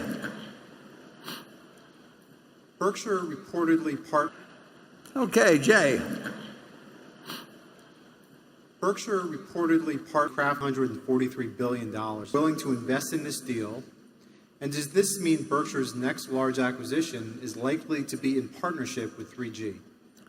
Yeah, well, Kraft, you'd have to distinguish between two situations. Kraft Heinz was a widely owned company in which we and 3G act as a control group and have a little over 50% of the stock. But as originally contemplated, no certainty that this exactly is what would have happened, we would have invested an additional $15 billion, and 3G would have invested an additional $15 billion if a friendly agreement could have been reached. So if the deal had been made, if the independent directors of Kraft Heinz had approved the transaction, the likelihood is that we would have invested $15 billion, but it would have required the approval of the independent directors as well. Now, Kraft Heinz, in going forward with making that offer, wanted to be sure that there would be enough equity capital in addition to the debt that would be incurred to make the deal, and so informally we had basically committed the $15 billion. It only was approved on the basis that it'd be a friendly deal with Unilever, and initially we thought they would be at least possibly interested in such a deal, and when we found out otherwise, we withdrew the offer. So it would have been $15 billion of additional money in all probability. Okay, station 5. Dear Honorable Mr. Buffett and Mr. Munger, I'm Tian Dehua from China. My company, AI Holdings, is spreading value investing philosophy in Asia. My business partner, Ken Chi, Zhou Guiying, and I are committed to awake 100 million Chinese people to return to rational way of investing. The hardest thing in this world is to change people's values or belief system. And we should like to awake investors to change from speculate in the market to investing in the market. It's like changing the speculators' values or belief system. May I ask you, Mr. Buffett, can you kindly advise us what we should do to spread your value investing philosophy, or is there any word of encouragement? Thank you.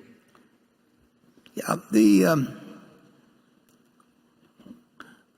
when in any system,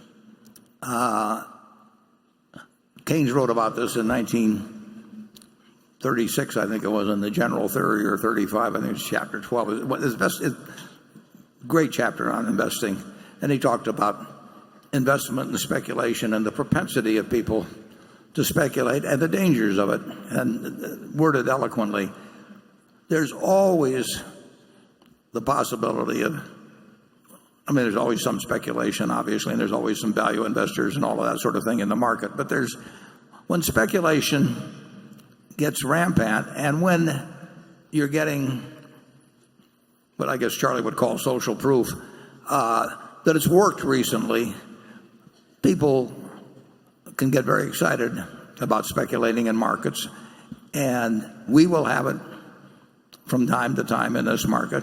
There's nothing more agonizing than to see your neighbor, who you think has an IQ about 30 points below you, getting richer than you are by buying stocks, and whether it's internet stocks or whatever, and people succumb to it, and they'll succumb in this economy just as elsewhere. There's also a point which gets to your question. I would say that early on in the development of markets,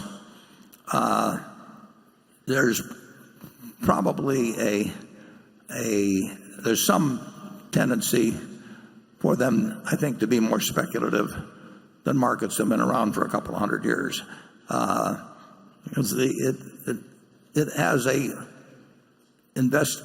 markets have a casino characteristic that has a lot of appeal to people, particularly when they see, like I say, people getting rich around them. And those who haven't been through cycles before are probably a little more prone to speculate than people who have experienced the outcome of wild speculation. So basically in this country, Ben Graham was, in the book I read in 1949, was preaching investment, and that book continues to sell very well. But if the market gets hot, new issues are doing well, and people on leverage are doing well, a lot of people will be attracted to not only speculation, but what I would call gambling. And I'm afraid that will be true in the United States. And I think that China, being a newer market, essentially, in which there's widespread participation, is likely to have some pretty extreme experiences in that respect. We will have some in this country too. Charlie? Well, I certainly agree with that. The Chinese will have more trouble. They're very bright people. They have a lot of action, and sure, they're going to be more speculative. And it's a dumb idea. And to the extent you're working on it, why, you're on the side of the angels, but lots of luck. Well, it will offer the investor more opportunities, actually, if they can keep their wits about them. If you have wild speculation, Charlie just mentioned earlier, if we get into periods that are very tough, Berkshire certainly will do reasonably well, because we won't get fearful, and fear spreads like you cannot believe until you've seen a few examples of it. At the start of September 2008, you had 35 million people with their money in money market funds with $3.5 trillion in them, and none of them were afraid that dollar wasn't going to be a dollar when they went to cash in their money market fund. And 3 weeks later, they were all terrified, and 175 billion flowed out in 3 days. And so the way the public can react is really extreme in markets. And that actually offers opportunities for investors. People like action, and they like to gamble. And if they think there's easy money to be made, a lot of them, you'll get a rush to it. And for a while, it will be self-fulfilling and create new converts until the day of reckoning comes. So just keep preaching investing, and if the market swings around a lot, you'll keep adding a few people here and there to a group that recognizes that markets are there to be taken advantage of rather than to instruct you as to what is going on. Okay, Andrew, do you have any more on that, Charlie? We've done a lot of preaching, Warren, without much effect. Right. And that's probably good from our standpoint. Okay, Andrew? Thank you, Warren. This question comes from Ryan Prince. President Donald Trump and his advisors have talked about proposing a substantial investment tax credit to provide incentives for long-term corporate fixed capital investment. In BNSF, Berkshire owns a sprawling infrastructure portfolio requiring regular routine maintenance investment of substantial scale. What impact would an investment tax credit have on BNSF's capital investment decision-making from a return on investment a capital perspective, as well as in terms of timing? And just as importantly, given the current economy and employment picture, would such a tax credit amount to a subsidization of otherwise mandatory maintenance capital investment or a proper incentive to stimulate investment? Yeah, well, it would all depend on how it was worded, because we've had investment tax credits in this country, and we've had bonus depreciation. It's another form of it. And we do get extra first-year depreciation. That does not enter into our calculation very much. In fact, certainly at the Berkshire level, I've never instructed anybody to do anything different because of investment tax credits or accelerated depreciation. There may be some calculations done down at the operating company level. It's certainly true in something like wind projects and solar projects. They are dependent on the tax law currently. There may come a time when they aren't, but they wouldn't have been done without some subsidization through the tax law. But I would say if you change the depreciation schedules and double depreciation, triple depreciation, that we're going to do what we need to do at the railroad to make it safer and more efficient if we just had ordinary depreciation. And I doubt if there'd be any dramatic differences. Obviously, if you were going to, say, buy a bunch of planes and the law was going to change on December 31st and the math made it better to wait till January 1st or do it this December 31st, you didn't make that kind of calculation. But I can't recall in all the years that I've ever sent out anything to our managers saying, let's do this because the tax law is being changed or might be changed or something of the sort. As I mentioned earlier, it changes just a little bit if you think there's going to be a change in capital gains rates at a given time. Obviously, if the rate's going to be lowered, you would take losses ahead of time and defer gains maybe a little. And that's why it's useful, actually, if the tax committees, the Senate and the House, are working on something, it might be useful if the chairmans would say that if we do make any changes, we're likely to use this effective date or something of the sort. And I think they've done that a few times in the past. We are not the big tax-driven item is in wind and solar, and that is a specific policy because the government has decided they want to move people, or society has decided they want to move people toward those forms of electric generation, and the market system wouldn't do it. And there may come a time when the market system will do it all by itself. We won't make big changes, and it's so speculative anyway in terms of even what the law would be. But beyond that, if it becomes less speculative as the law, I mean, it really looks like something is going to, it doesn't change us big time at all. Charlie? Nothing to add. We're not going to change anything at the railroad for some little tax jiggle. If we need a bridge repaired, we're going to repair the bridge, and if we need a lot of track maintenance all the time and that sort of thing, and it just I don't think Matt and I have ever had a talk about it since we've owned the railroad. Greg? Warren, my question also relates to Burlington Northern. Despite the current administration's belief that they can bring the coal industry back, market forces continue to lead to the industry's demise. While 90% of U.S. coal consumption is driven by electricity generation, natural gas has been both cheaper and cleaner burning, and renewable electricity generation has remade parts of the market as wind and solar have gained scale and become cheaper alternatives. This has created problems for Burlington Northern, with coal shipments accounting for just 18% of volume and revenue for the railroad last year, down from an average of 24% for both measures the previous 10 years. While some of this was due to a large buildup of coal supplies the past couple of winters, which finally seem to be working their way out, what are your expectations for the contribution coal can make to BNSF longer term? And I know that the railroad currently handles some export shipments going through Canada's Pacific Coast ports, but will there be enough growth there to offset domestic demand, or will BNSF need to rely more heavily on segments like intermodal to offset lost coal volumes? Yeah, the answer is coal. Coal is going to go down over time. I don't think there's much question about that. The specifics of any given year relate very importantly to the price of natural gas. I mean, right now the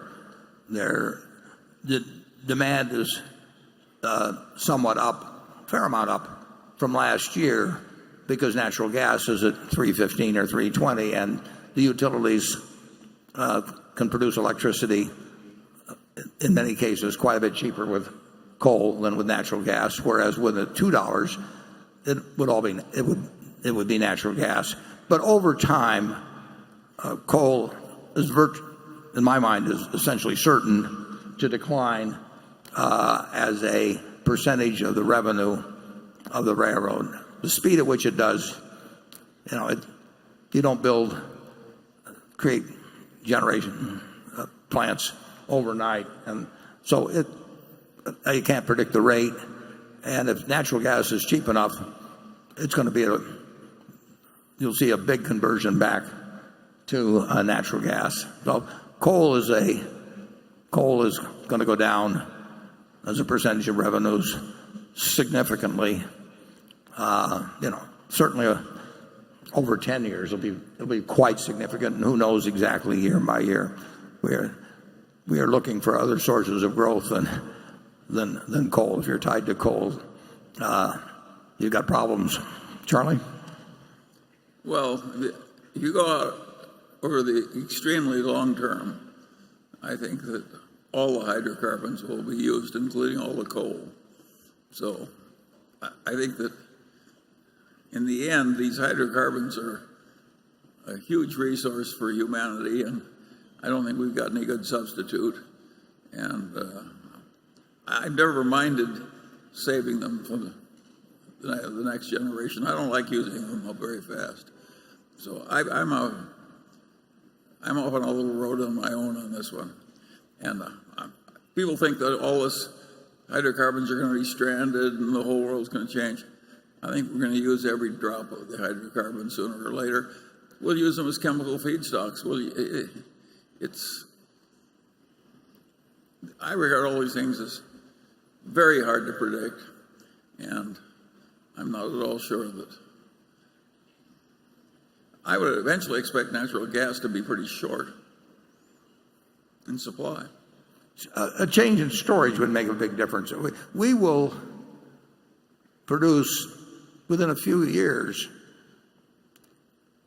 as much electricity in Iowa, or virtually as much electricity in Iowa from wind as our customers use, but the wind only blows about 35% of the time or something like that, and sometimes it blows too hard. But the storage, having it 24 hours a day, 7 days a week, is a real problem, even if we've got the capability of producing, like I say, a self-sufficient amount, essentially, in Iowa before very long. Coal, our shipments of coal are up fairly substantially this year on the BNSF, but they were very low last year, and as you said, stockpiles grew and have come down somewhat. They're still on the high side. But in my mind, Charlie's got a longer-term outlook on this. In my mind, we're going to be shipping a whole lot less coal 10 or 20 years from now than we are now. On the other hand, I think there's some decent prospects in in other long hauls. I mean, it's a pretty cheap way to move bulk commodities long distance. Rail is, and I think it's a good business, but the coal aspect of it's going to diminish. Okay, station 6. Hi, good morning. Good morning. It's Marcus Burns from Sydney, Australia.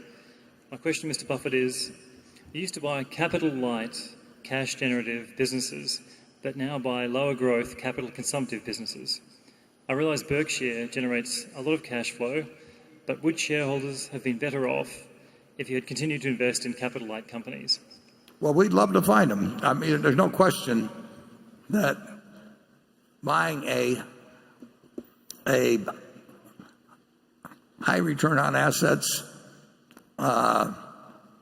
very light capital intensive business that's going to grow beats the hell out of buying something that requires a lot of capital to grow. And this varies from day to day, but I believe, and I don't think it's sufficiently appreciated, I believe that probably the 5 largest American companies by market cap, and some days we're in that group and some days we aren't. Let's assume we're not in that group on a given day. They have a market value of over $2.5 trillion. And that $2.5 trillion is a big number. I don't know whether the aggregate market cap of the U.S. market is, but that's probably getting up close to 10% of the whole market cap of the United States. And if you take those 5 companies, essentially you could run them with no equity capital at all. None. That is a very different world than when Andrew Carnegie was building a steel mill and then using the earnings to build another steel mill and getting very rich in the process, or Rockefeller was building refineries and buying tank cars and everything. Generally speaking, for a very long time in our capitalism, growing and earning large amounts of money required considerable reinvestment of capital and large amounts of equity capital.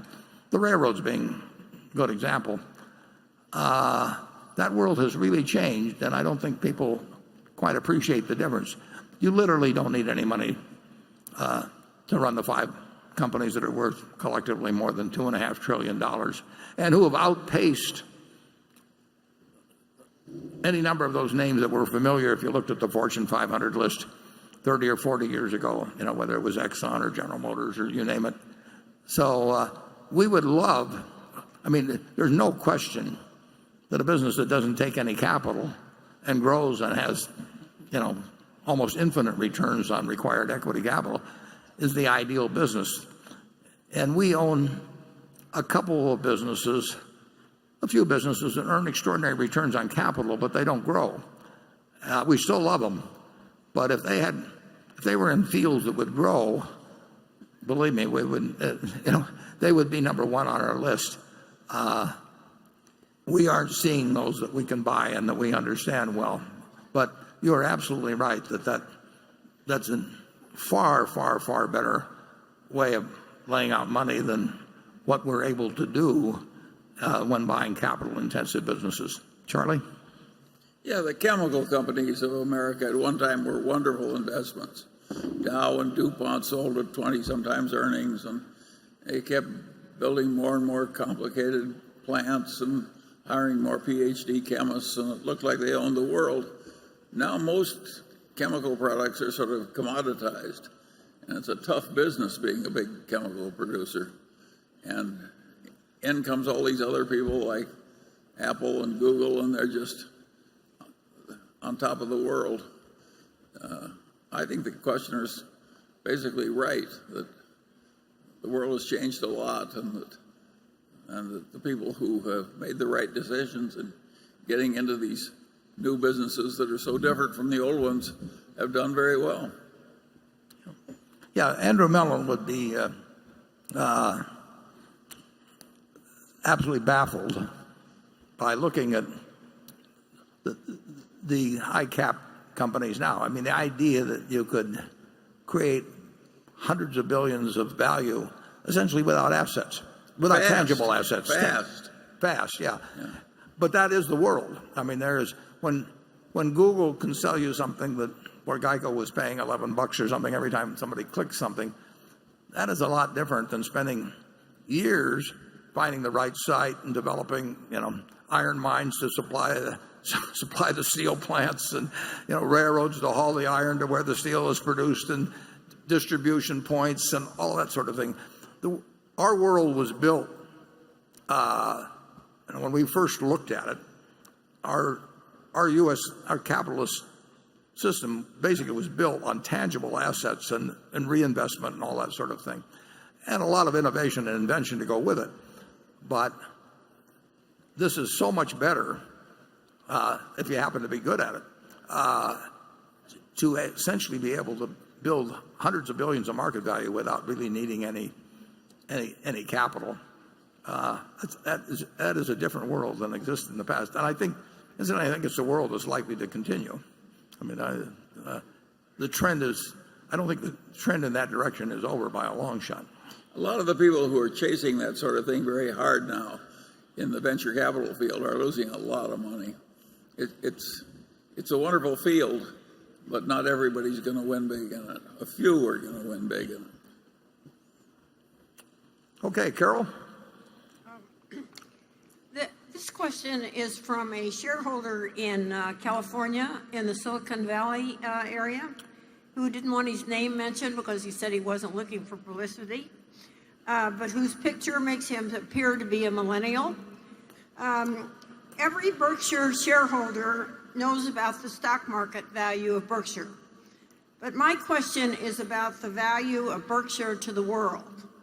For instance, the value of Apple to the world has been iPhones. The value of GEICO is cost-effective auto insurance. The value of 3G, and I will tell you that there aren't some shareholders who would be arguing about here, but the value of 3G is improved operations. But about Berkshire, I just don't know. In managing Berkshire's subsidiaries, as Mr. Munger once famously said, you practice delegation just short of abdication. So hands-on management can't be the answer. That means the majority of Berkshire's subsidiaries would do just as well if they were to stay independent companies. So that's my question. What is the value of Berkshire to the world?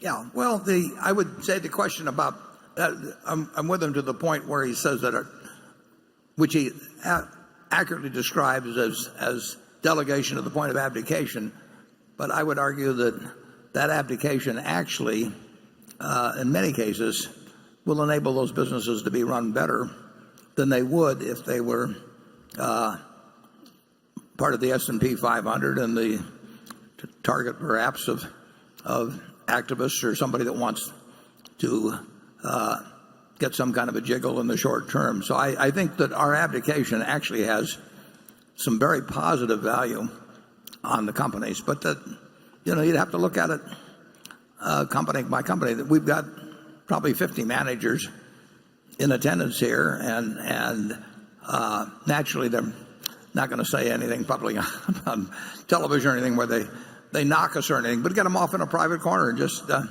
ask them whether they think their business can be run better with a management by abdication from Berkshire, but with also all the capital strengths of Berkshire, that when any project that makes sense can be funded in a moment without worrying whether any project that makes sense can be funded in a moment without worrying whether Wall Street will applaud it or very tough style. Actually, I think can add significant value in many companies. But we do have managers here you could ask about that. We certainly don't add the value by calling them up and saying that we've developed a better system, for turning out additives at Lubrizol or running GEICO better than Tony nicely can run it or anything of the sort.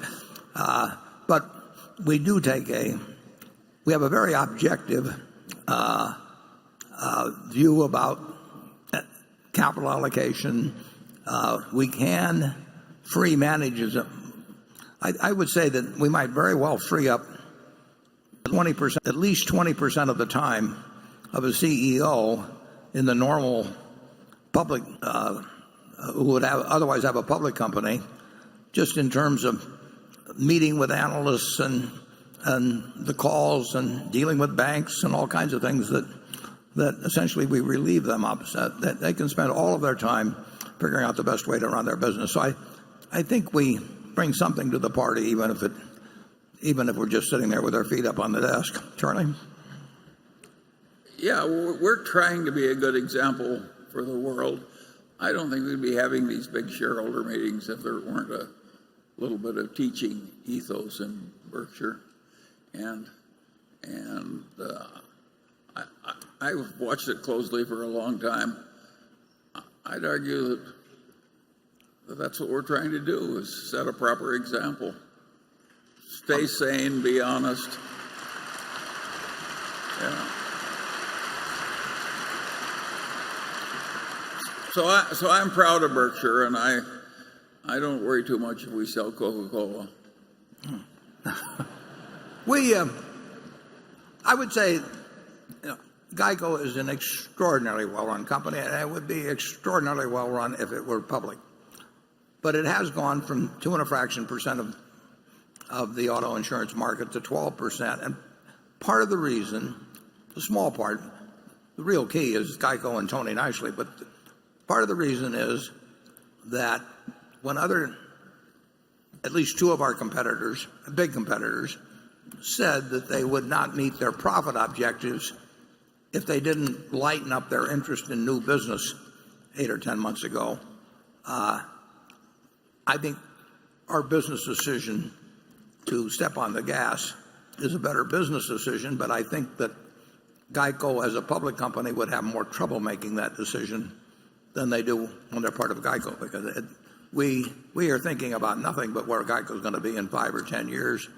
And if that requires having we want new business costs to penalize our earnings in the short term. And other people have different pressures. I'm not arguing about how they behave, because they have a different constituency than GEICO has with Berkshire and what Berkshire has with its shareholders in turn. And I think in that case our system's superior.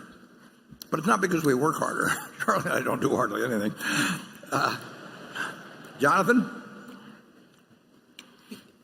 Could you please talk about your periodic payment annuity business? The weighted average interest rate on these contracts is 4.1%, which doesn't sound particularly attractive given the current interest rate environment. Is the duration of these liabilities long enough to make that an attractive cost of funds, or were these contracts executed primarily when rates were higher? Well, those contracts, these are what are called structured settlements primarily. And when somebody young has a terrible auto accident or whatever it may be, perhaps urged by the court, urged by family members who really do have the interest of the injured party at heart, they may convert what could be a large sum settlement, probably against the insurance company, maybe $1 million, maybe $2 million, into periodic payments for the rest of the life of the injured party. And we issue those for other insurance companies. In fact, sometimes the court directs that Berkshire or hints strongly that Berkshire should be the one to issue those, because you're talking with somebody's life 30 or 40 or 50 years from now, and the court or the lawyer or the family may want to be very, very sure that whoever makes that promise is going to be around to keep it, and Berkshire has a preferred position in that. We look, to get to your question, Johnny, we look for taking the longer maturity situations. We always have, and we have to make assumptions about mortality, and we have to make assumptions, and then we have to decide at what interest rate we'll do it. The 4.1 is a mix of a lot of contracts over a lot of years, obviously. We write maybe 30 million of these, 20 to 30 million a week, looking for the long maturities. And so if you take an average of 15 years or something of the sort. That's how we come up with that sort of a figure. We adjust them to interest rates at all times. We're making an assumption that we're going to earn more money than is inherent in all these structured settlements. It's a business I think we've got $6 or $7 billion up now, and we'll keep doing them. And incidentally, probably a significant percentage of the $6 or $7 billion we're not yet paying anything on. Somebody else may have the earlier payments, and they're certainly weighted far out. So it's a business that we'll be in 10 or 20 years from now. We've got some natural advantage because people trust us more than any other company to make those payments. And the test is whether we earn over time a return above that which we're paying to the injured party. And that's a bet we're willing to make. But if interest rates continue to present levels for a long time, we would, assuming we kept the money in fixed income instruments, we'd have some loss in that. We've got an allowance in there for the expenses, incidentally, because we do make monthly payments to these people eventually, and we have to keep track of whether they're still alive or not, because you cannot count on the relatives of somebody that's deceased when a check is coming in every month to notify you promptly that the person has become deceased. But that number will go up over time. If interest rates stay where they are, that 4.1 will come down a little bit as we add new business. Interest rates stay where they are, that 4.1 will come down a little bit as we add new business. Okay. Mr. Opportunity to learn even more from your approach to investing in life. My name's Harry Hong, and I'm a respirologist from Vancouver, British Columbia. The question involves, back in 2001, you made an initial investment in USG shortly before the mounting asbestos liability. You held those shares through the bankruptcy process, even though standard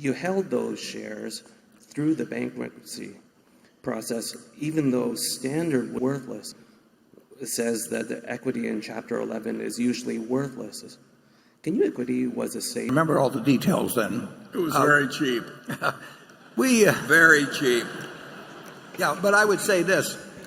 USG, we own, I'm not sure what percentage, but it's a very significant percentage. I don't know, 20% or something. Probably 30% or something like that. But the USG overall has just been disappointing because the gypsum business has been disappointing, and I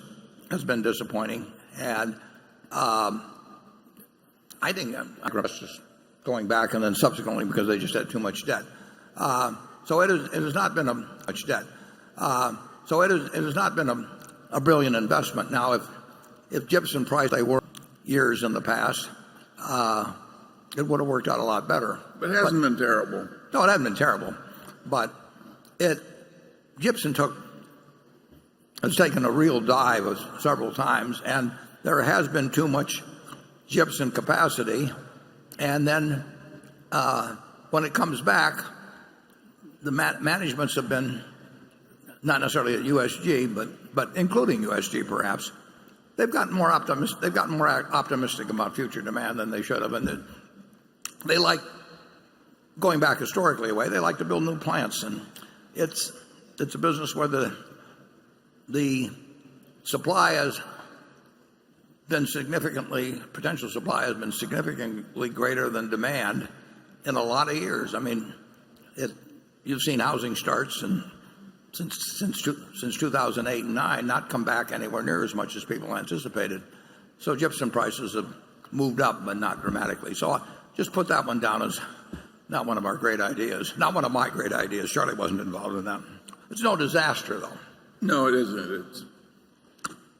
Becky? This question. Oh.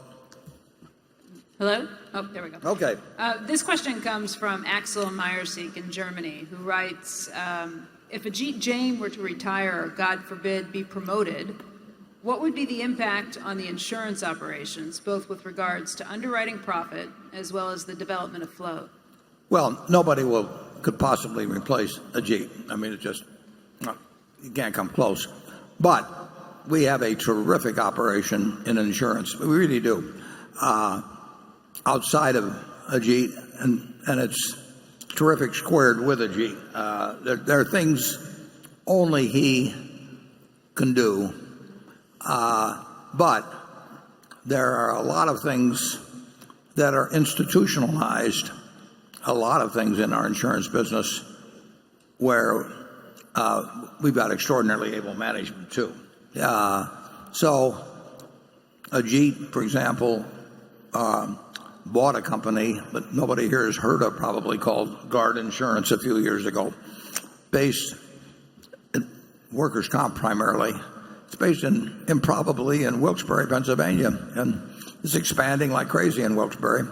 And it's been a gem.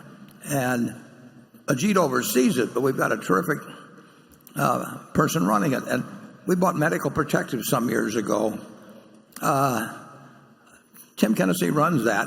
Ajit oversees it, but Tim Kennedy can run a terrific insurance company with or without Ajit, but he's smart enough to realize that if you got somebody like Ajit that's willing to oversee it to a degree, that's great. But Tim is a great insurance manager all by himself, and Medical Protective has been a wonderful business for us. Most people don't know we own it. The company goes back into the 19th century, actually. We've got a lot of good operations. If you look at that section in the annual report called Other Insurance Company, I mean, that is, in aggregate, that is a wonderful insurance company. There's very few like it. GEICO is a terrific company. Ajit has made more money for Berkshire than I have probably, but we've still got what I would consider the world's best property casualty insurance operation, even without him. And with him, nobody. I don't think anybody comes close. Charlie?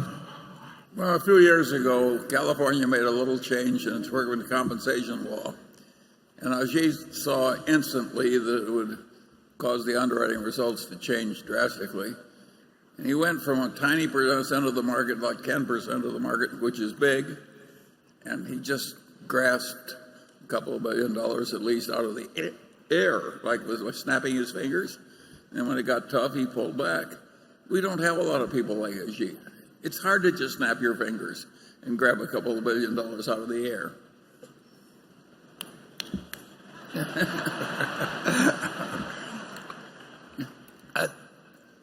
But we actually, the California workers' comp, though, Guard has moved into that. We have got a lot of terrific insurance managers. I mean, I don't know of a better collection anyplace. And Ajit has found some of those. I've gotten lucky a few times. I mean, Tom Nerney at U.S. Liability, that goes back, 15, 16 years. He is a terrific operation. It's not huge, but it is so well managed. And people don't even know we own these things. But you look at that last line, and now we've added Peter Eastwood with Berkshire Hathaway especially. And these are really good businesses, I got to tell you. When you can produce underwriting profits and on top of that just hand more float, we don't have many businesses like that. Those are great business. We've got 100 billion plus of money that we get to earn on, while at the same time, overall, on balance, we're likely to make some additional money for holding it.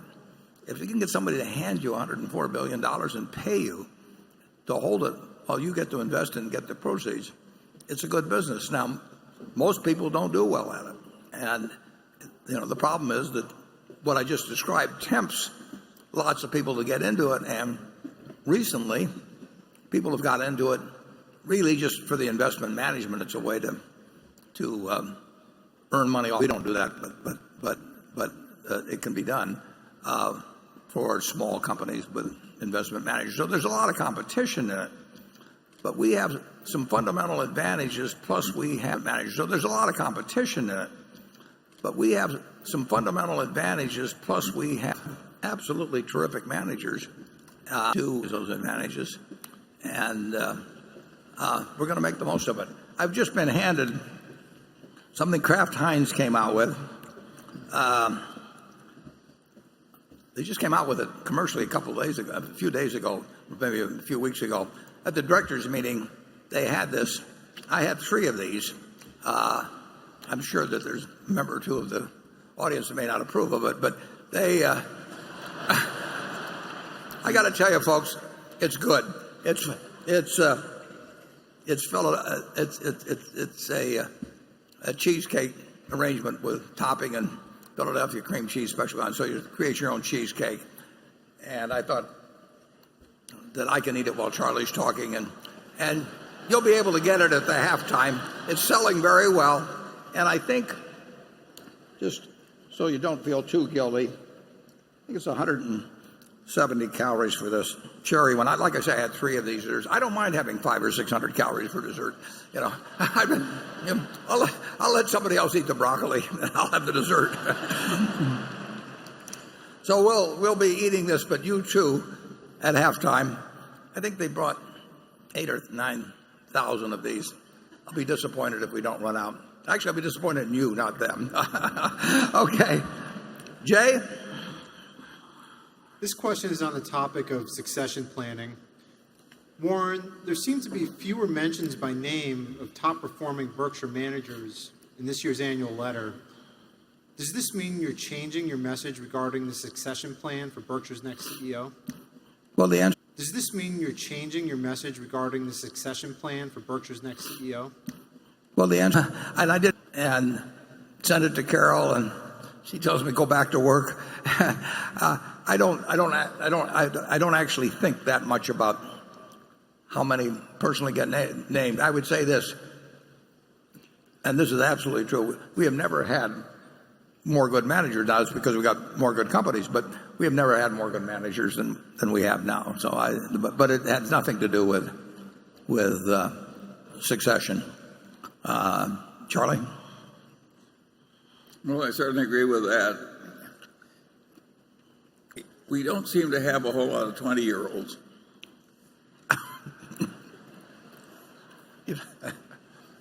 Certainly not at the front table.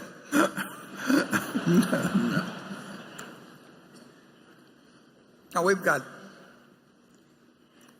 an extraordinary group of good managers, which is why we can manage by abdication. It wouldn't work if we had a whole bunch of people who were had come with the idea of getting my job. I mean, if we had 50 people out there, all of whom wanted to be running Berkshire Hathaway, it would not work very well. But they have the jobs they want in life. Tony Nicely loves running GEICO. And you go down the line, they have jobs they love, and that's a lot better in my view than having a whole bunch of them out there that are kind of doing their job there, kind of hoping the guy that's competing with them will fail, so that when I'm not around, that they'll get the nod. It's a much different system than exists at most large American corporations. Charlie, got any? Well, we'll go to station 8. Hi, Warren and Charlie. My name is Vicky Wei.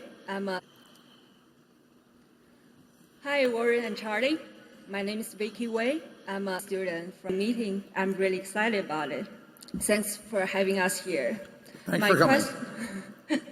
My question is, where do you want to go fishing for the next 3 to 5 years? Which sectors are you most bullish on, and which sectors are you most bearish on? Thank you.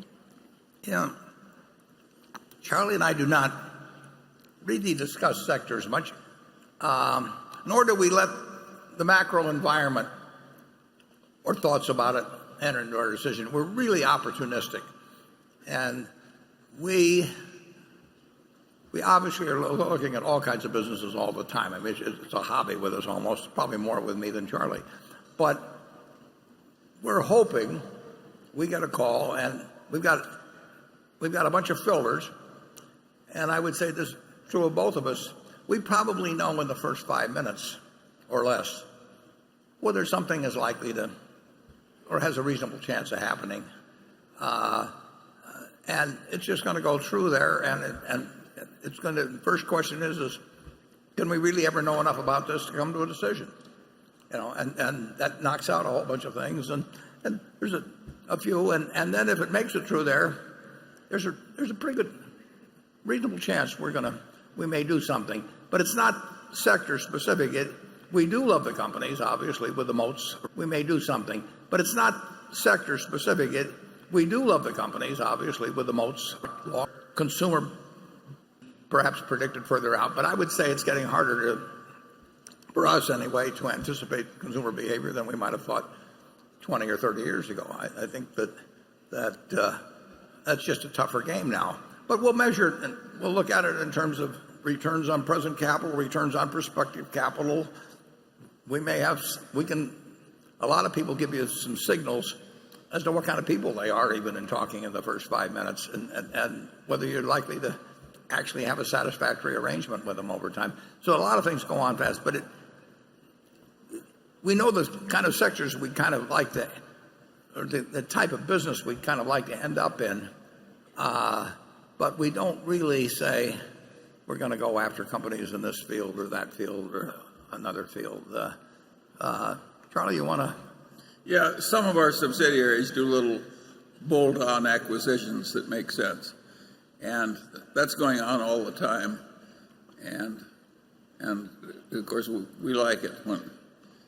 But I would say the general field of buying whole companies, it's gotten very competitive.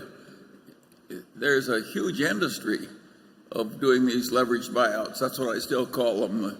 The people who do them think that's a kind of a bad marker, so they say they do private equity. It's like making a janitor call himself the chief of engineering or something. But anyway, the people who do the leveraged buyouts, they can finance practically anything in about a week or so through shadow banking, and they can pay very high prices and get very good terms and so on. So it's very, very hard to buy businesses, and we've done well because there's a certain small group of people that don't want to sell to private equity. And they love the business so much they don't want it just dressed up for resale. We had a guy some years ago came to see me, and he was 61 at the time, and he said, "Look, I've got a fine business. I got all the money I can possibly need, but," he said, there's only one thing that worries me when I drive to work." Actually, there's more than one guy that's told me that used the same term. He said, "There's only one thing that bothers me when I go to work. If something happens to me today, my wife's left. I've seen these cases where executives to me today, my wife's left. I've seen these cases where executives out cheap with a business. I want to decide where it goes, but I want to keep running it, and I love it."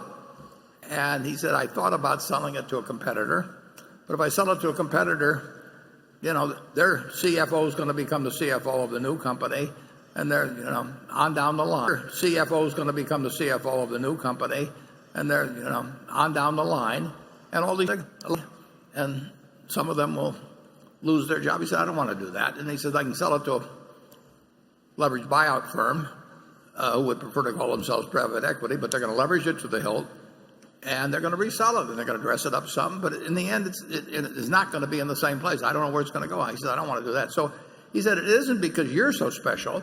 He says, "There just isn't anyone else." If you're ever proposing to a potential spouse, don't use that line. But that's what he told me, and I took it well, and we made a deal. Logically, unless somebody has that attitude, logically, unless somebody has that attitude in this market, I mean, the money as pretty much all equity capital, and we're not competitive with somebody that's going to have a very significant portion of the purchase price carried in debt, maybe averaging 4% or something. And he won't take the losses if it goes down. He gets part of the profit if it goes up. Yeah, his calculus is just so different than ours, and he's got the money to make the deal. So if all you care about is getting the highest price for your business, we are not a good call. And we will get some calls in any event. And we can offer something that wouldn't call it unique, but it's unusual. The person that sold us that business and a couple of others that actually it's almost word for word the same thing they say. They are all happy with the sale they made, very happy, and they have lots and lots and lots of money, and they're doing what they love doing, which is still running the business, and they know they love doing, which is still running the business, and they know that they made it in the best possible position, and that's in their equation. They in the best possible position, and that's in their equation. They have what's people, and it certainly isn't the equation of somebody who buys it and borrows every dime they can with the idea of reselling it after they maybe dress up the accounting and do some other things. And but when the disparity gets so wide between what a heavily debt financed purchase will bring as against an equity type purchase, it gets to be tougher. There's just no question about it, and it'll stay that way. But it's been tough for a long time, and we've bought some good businesses. Yeah. Okay, Andrew. Warren, this comes from a shareholder who I think is here, who asked to remain anonymous. Writes, 3 years ago, you were asked at the meeting about how you thought we should compensate your successor. You said it was a good question, and you would address it in the next annual letter. We've been patiently waiting. Can you tell us now, at least philosophically, how you've been thinking about the way the company should compensate your successor so we don't have to worry when the pay consultants arrive on the scene? Yeah. Well, unfortunately, at my age, I don't have to worry about I said 3 years ago, but this guy, obviously much younger, and remembers.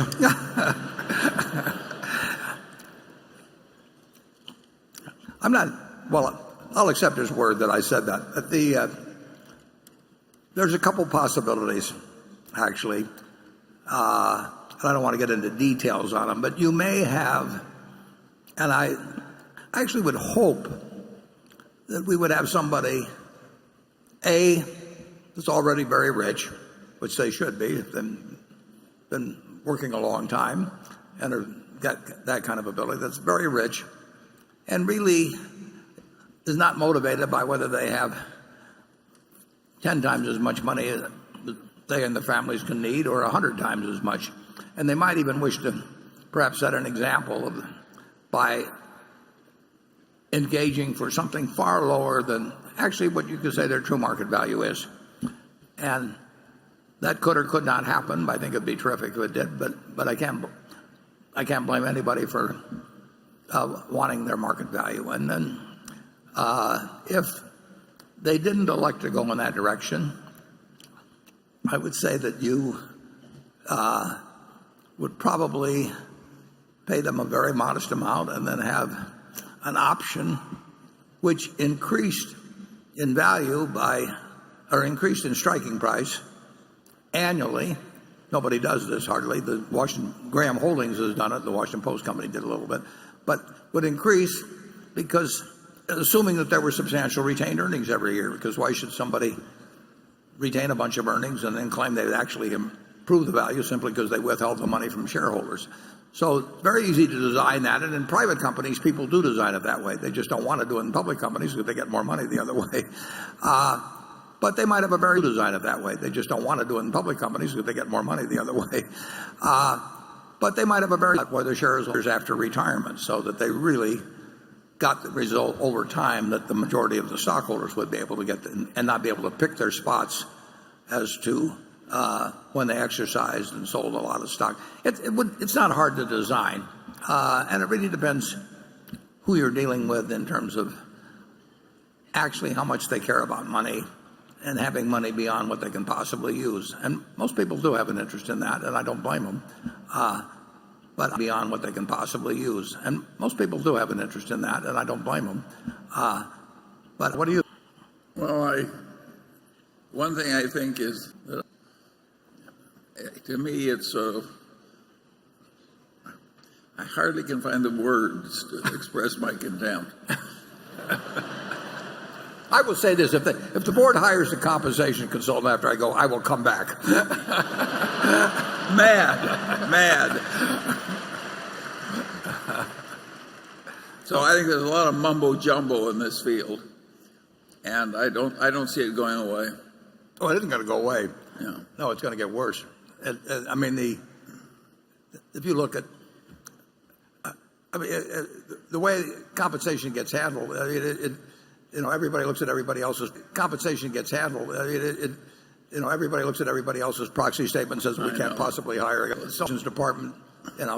Work for the CEO, come in and suggest a consultant. What consultant is ever going to get another assignment if he says you should pay your CEO below down in the fourth quartile because you're getting a fourth quartile? He says you should pay your CEO below down in the fourth quartile because you're getting a fourth quartile. I mean, it's just the nature of the situation.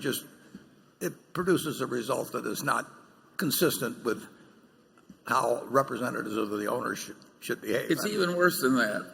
Capitalism is the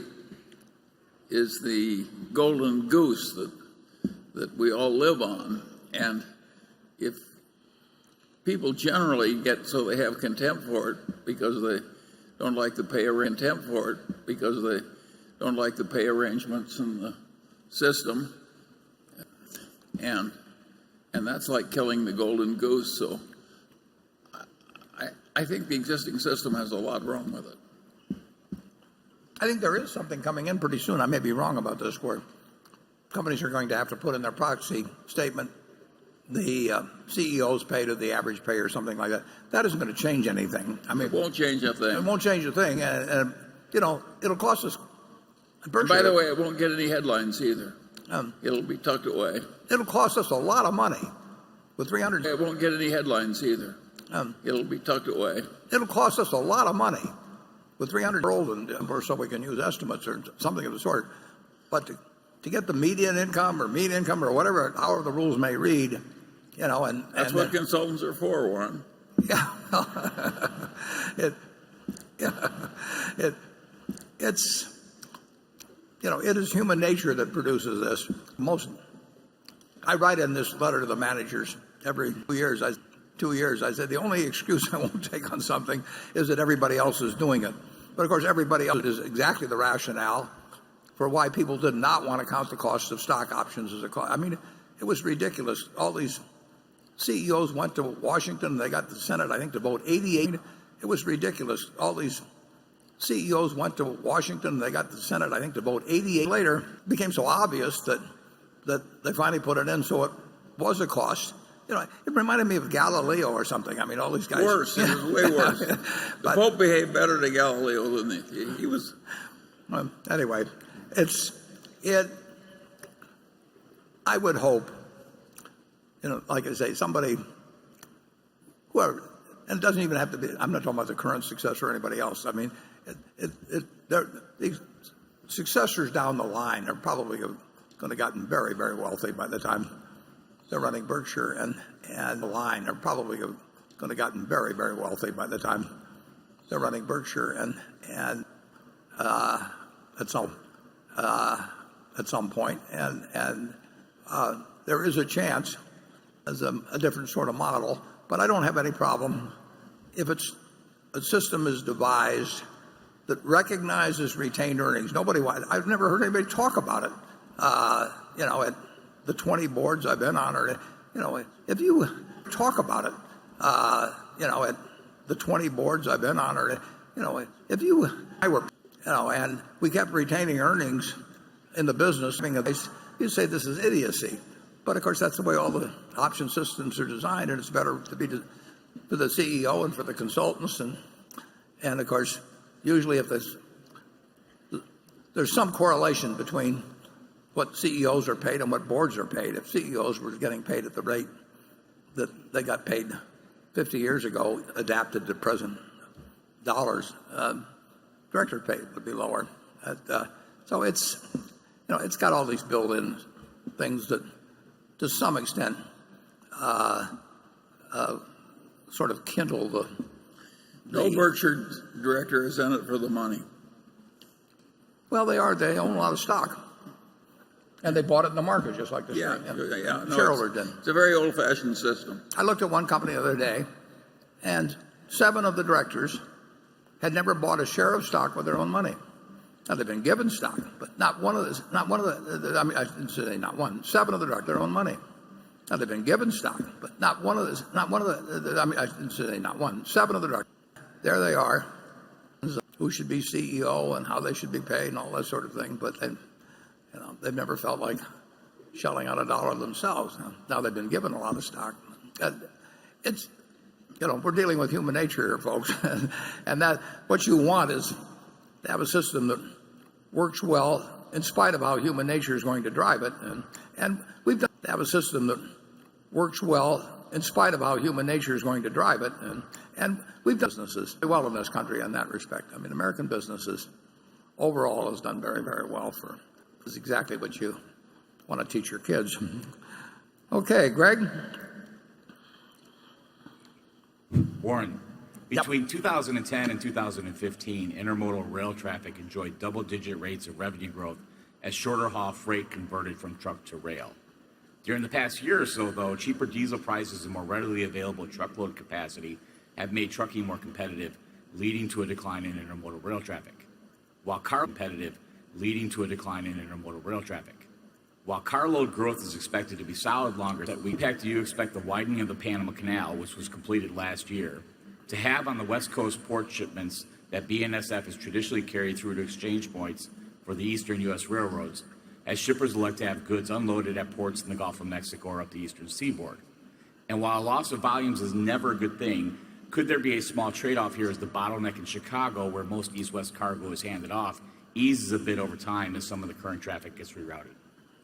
Well, Chicago has got lots of problems, and it's going to continue for a long. I mean, that requires a big solution. When you think of how the railroads developed, I mean, Chicago was the center, and you laid the rails, and there were a whole bunch of different railroads, 100 years ago, and the city grows up around them and everything. So Chicago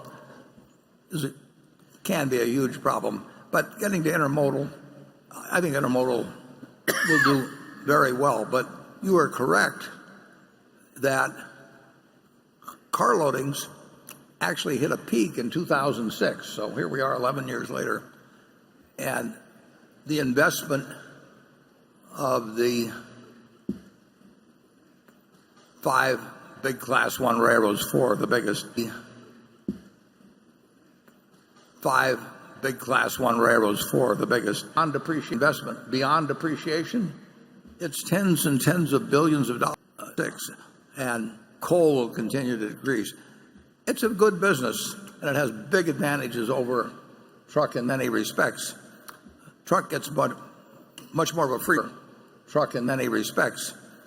Truck gets much more of a free ride in terms of it's subsidized to a much greater degree beyond the gas tax, than the railroad industry. But it has not been a growth business in physical volume to any great degree. I think it's unlikely to be. I think it's likely to be a good business. I think we've got a great territory. I like the West better than the East, and as you mentioned, there will be some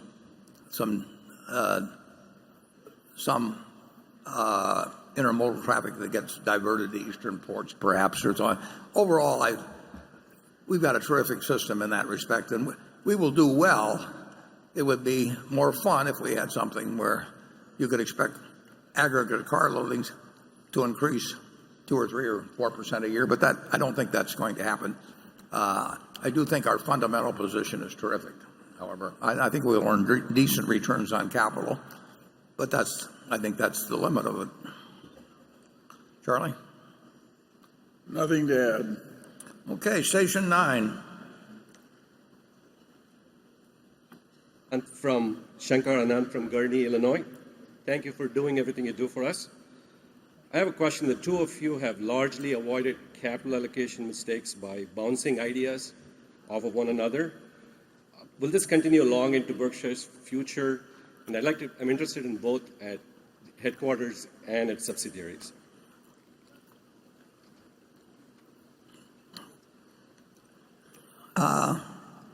It can't continue very long. Don't get defeatist, Charlie. Any successor that's put in at Berkshire, capital allocation abilities and proven capital allocation abilities are certain to be uppermost in the board's minds, or in the current case, in terms of my recommendation, Charlie's recommendation, for what happens after we're not around. Capital allocation is incredibly important at Berkshire. Right now we have 280 or 90 billion, whatever it may be, of shareholders' equity. If you take the next decade alone, nobody can make accurate predictions on this, but in the next 10 years, if you just take and depreciation right now is another $7 billion a year, something on that order. The next manager in the decade is going to have to allocate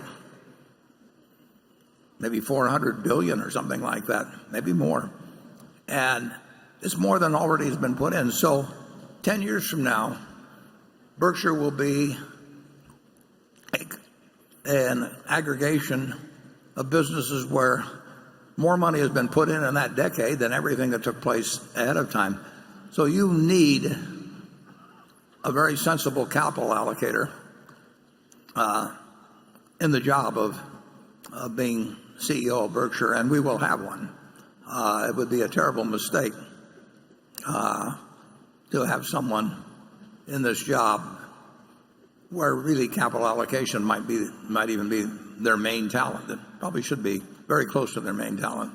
And of course, we have an advantage at Berkshire in that we do know how important that is, and there is that focus on it. And in a great many companies, people get to the top through ability and sales. Sometimes they come from the legal side, sometimes all different sides, and they then have the capital allocation sort of in their hands. Now, they may not establish strategic thinking divisions, and they may listen to investment bankers and everything, but they better be able to do it themselves. And if they've come from a different background or haven't done it, it's a little bit, as I put in one of my letters, I think it's like getting to Carnegie Hall, playing the violin, and then you walk out on the stage and they hand you a piano. I mean, it is something that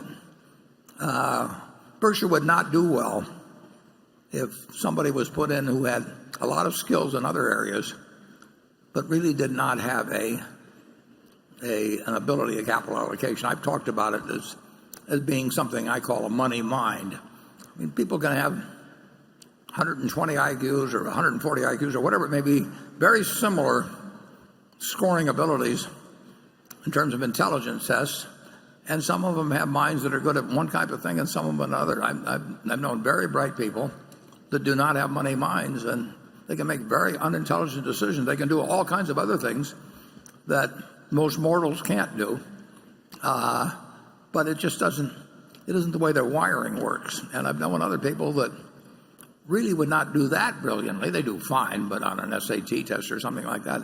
But they've never made a dumb money decision in their life. And Charlie, I'm sure, has seen the same thing. So we do want somebody, and hopefully they've got a lot of talents, but we certainly do not want somebody that, if they lack a money mind.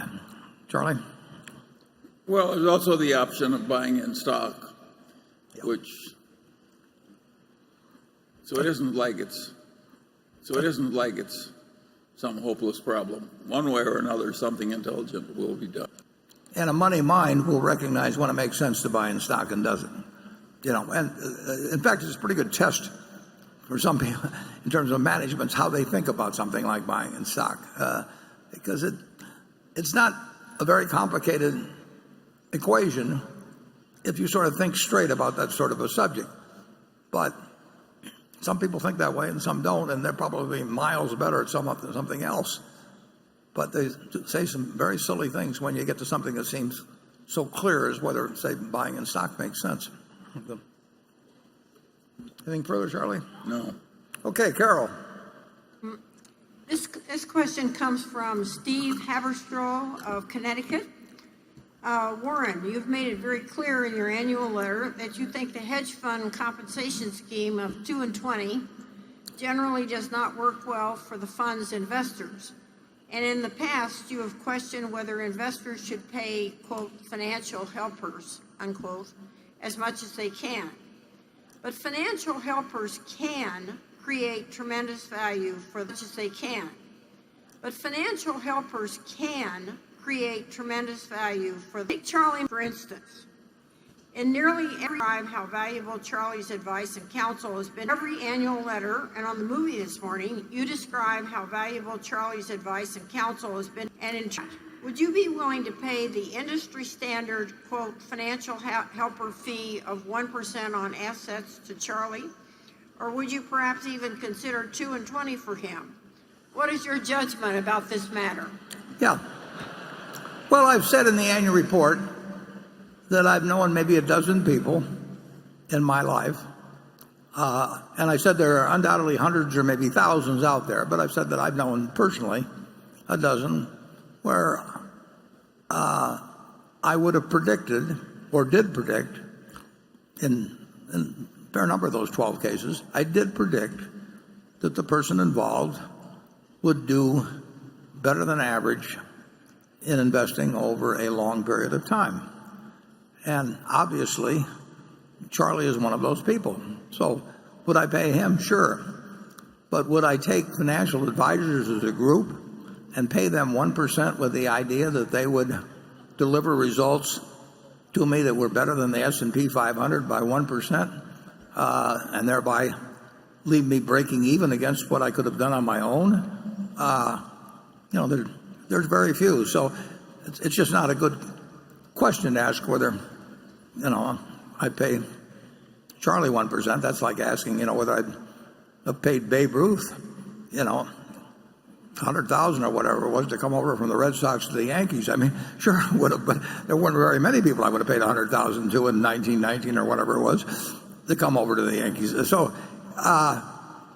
it's a fascinating situation because the problem isn't that the advisors are going to do so terrible. It's just that you have an option available that doesn't cost you anything that is going to do better than they are in aggregate.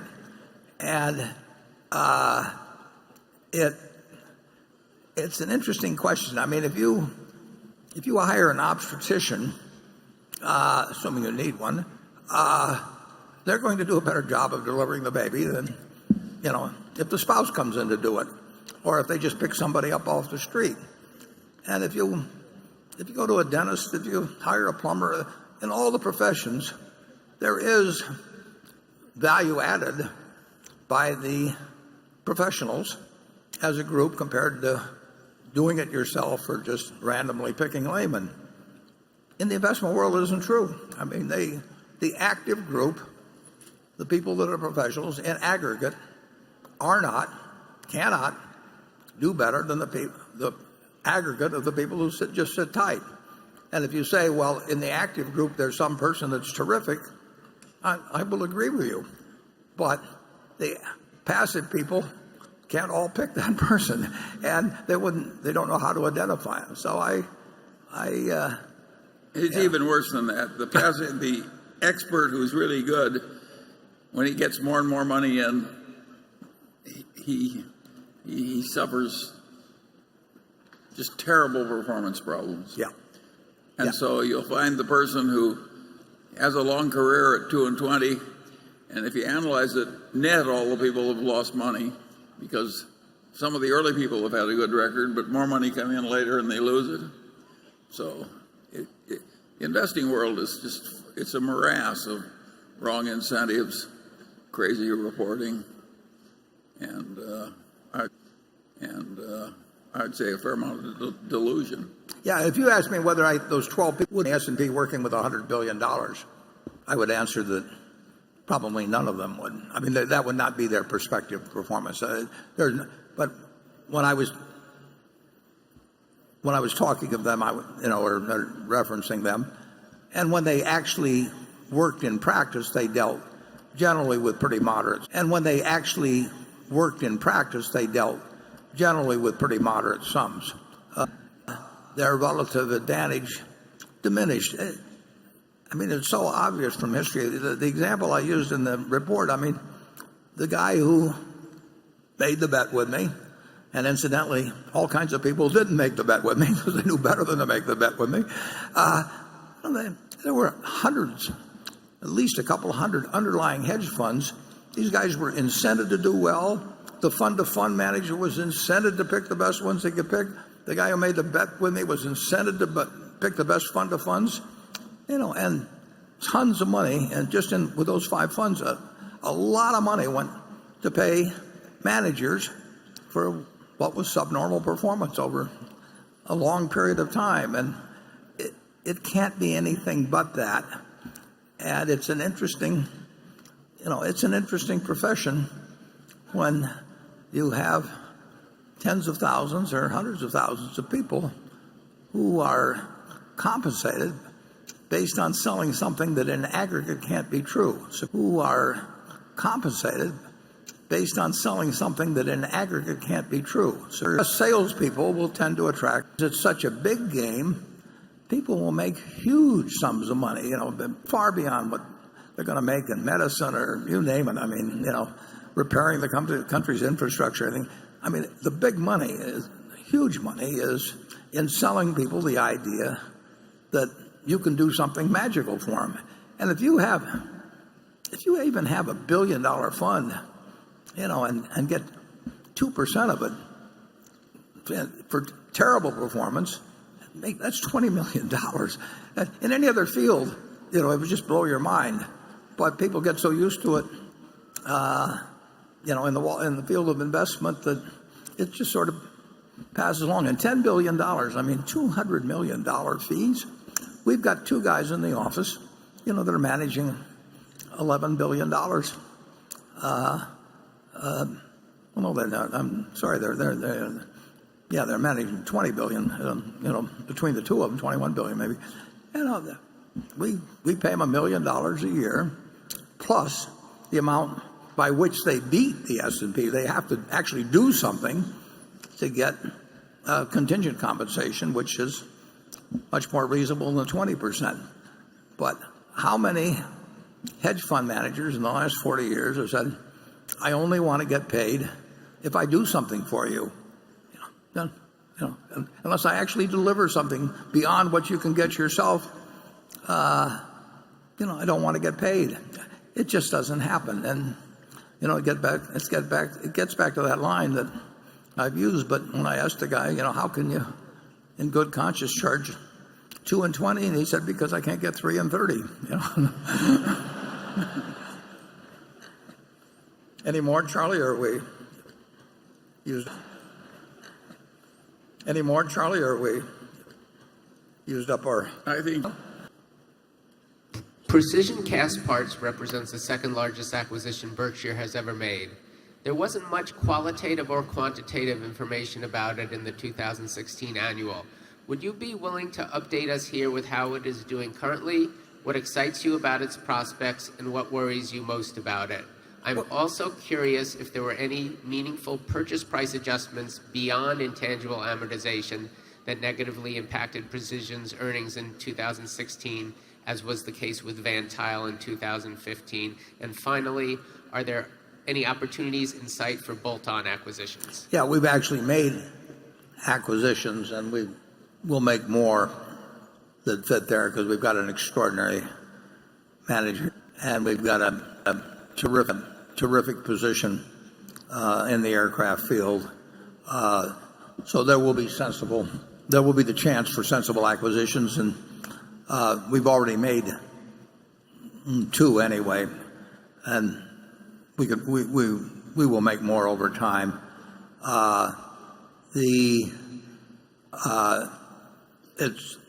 The amortization of intangibles is the only big purchase price adjustment. That's something over $400 million a year, non-deductible. In my mind,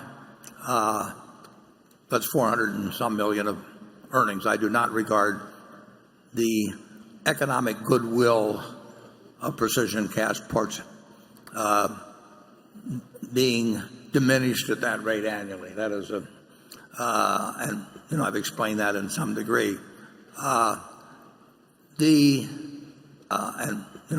that in some degree. The long, you can worry about 3D printing. I don't think you have, but aircraft deliveries can be substantially altered in relation to any given backlog in most cases. So the deliveries can be fairly volatile, but I don't think the long-term demand is anything I worry about. And the question is whether anybody can do it better or cheaper, or like I say, whether 3D printing at least takes away part of the field in some respect. But overall, I will tell you, I feel very good about Precision Castparts. It is a very long-term business. I mean, we have contracts that run for a very long time, and like I say, the initiation of a new plane may be delayed or something of the sort. But if you take a look at the engine that's in the other adjoining room here and in our exhibition hall,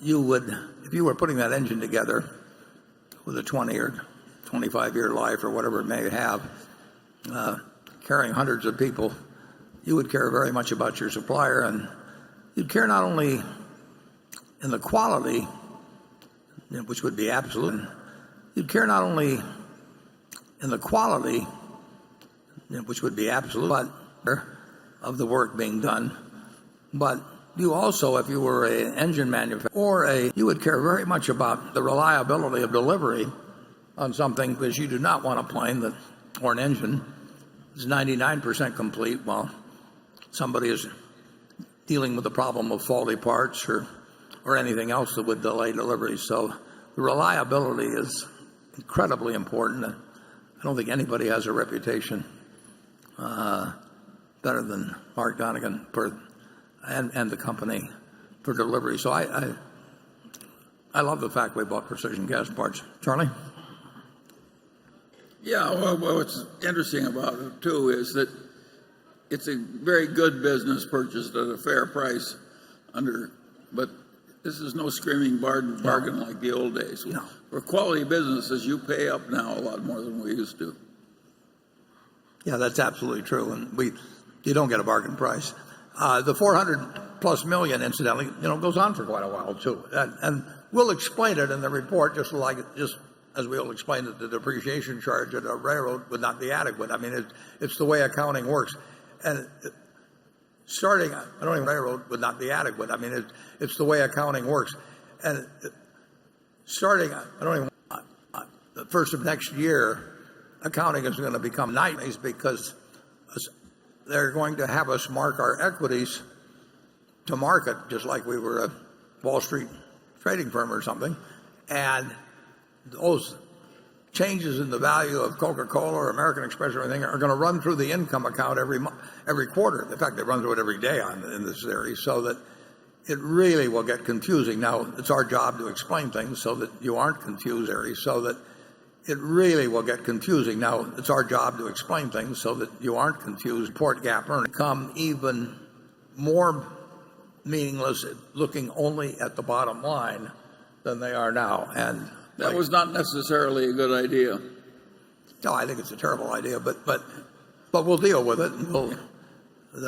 I mean, it's my job to explain to what extent GAAP accounts to you in evaluating Berkshire and the times when it actually distorts things. Accounting isn't supposed to it's not supposed to describe value. On the other hand, it's a terribly useful tool if understood in order to estimate value if you're analyzing businesses. And so in a certain way you can't blame the auditing profession for doing what they think is their job, which is not to present value, although by using these market values. But you can blame the audit. What's that? You can blame the audit profession for that one. Yeah. That was really, you can blame the audit. What's that? You can blame the audit profession for that one. Yeah. That was really. But we will do our best to give you, always going to give you the audited figures, and then we're going to explain their shortcomings in either direction and what you should use and what you probably should ignore in looking at those numbers and using them to come to a judgment as to the value of your holdings. And I'll explain it to you the same way I would explain it to my sisters or anybody else. That we want you to understand what you own, and we try to cover the details that are really important in that respect. I mean, there's a million things you can talk about that are just of minor importance when you're talking about a $400 billion market value. But they're the things that if Charlie and I were talking about the company, they'd be the figures or the interpretations or anything that we would regard as important in sort of coming to an estimate of the value of the business. But it's going to be, you can't knock the media. I mean, they've only got a few paragraphs to describe the earnings of Berkshire every quarter, but if they simply look at bottom line numbers, what can be silly this year will become absolutely ludicrous next year because of the new rule that comes into effect for 2018. Okay, station 10 for 2018. Okay, station 10. This is a question from China, Shanghai. My question is quite simple. What is the probability of duplicating your great investment track record in China's stock market? Probability of duplicating your great investment track record in China's stock market. It comes from Hui Tianfu and Fargo Fund Management House for guiding me in raising this question. Thank you. Charlie, you're the expert on China.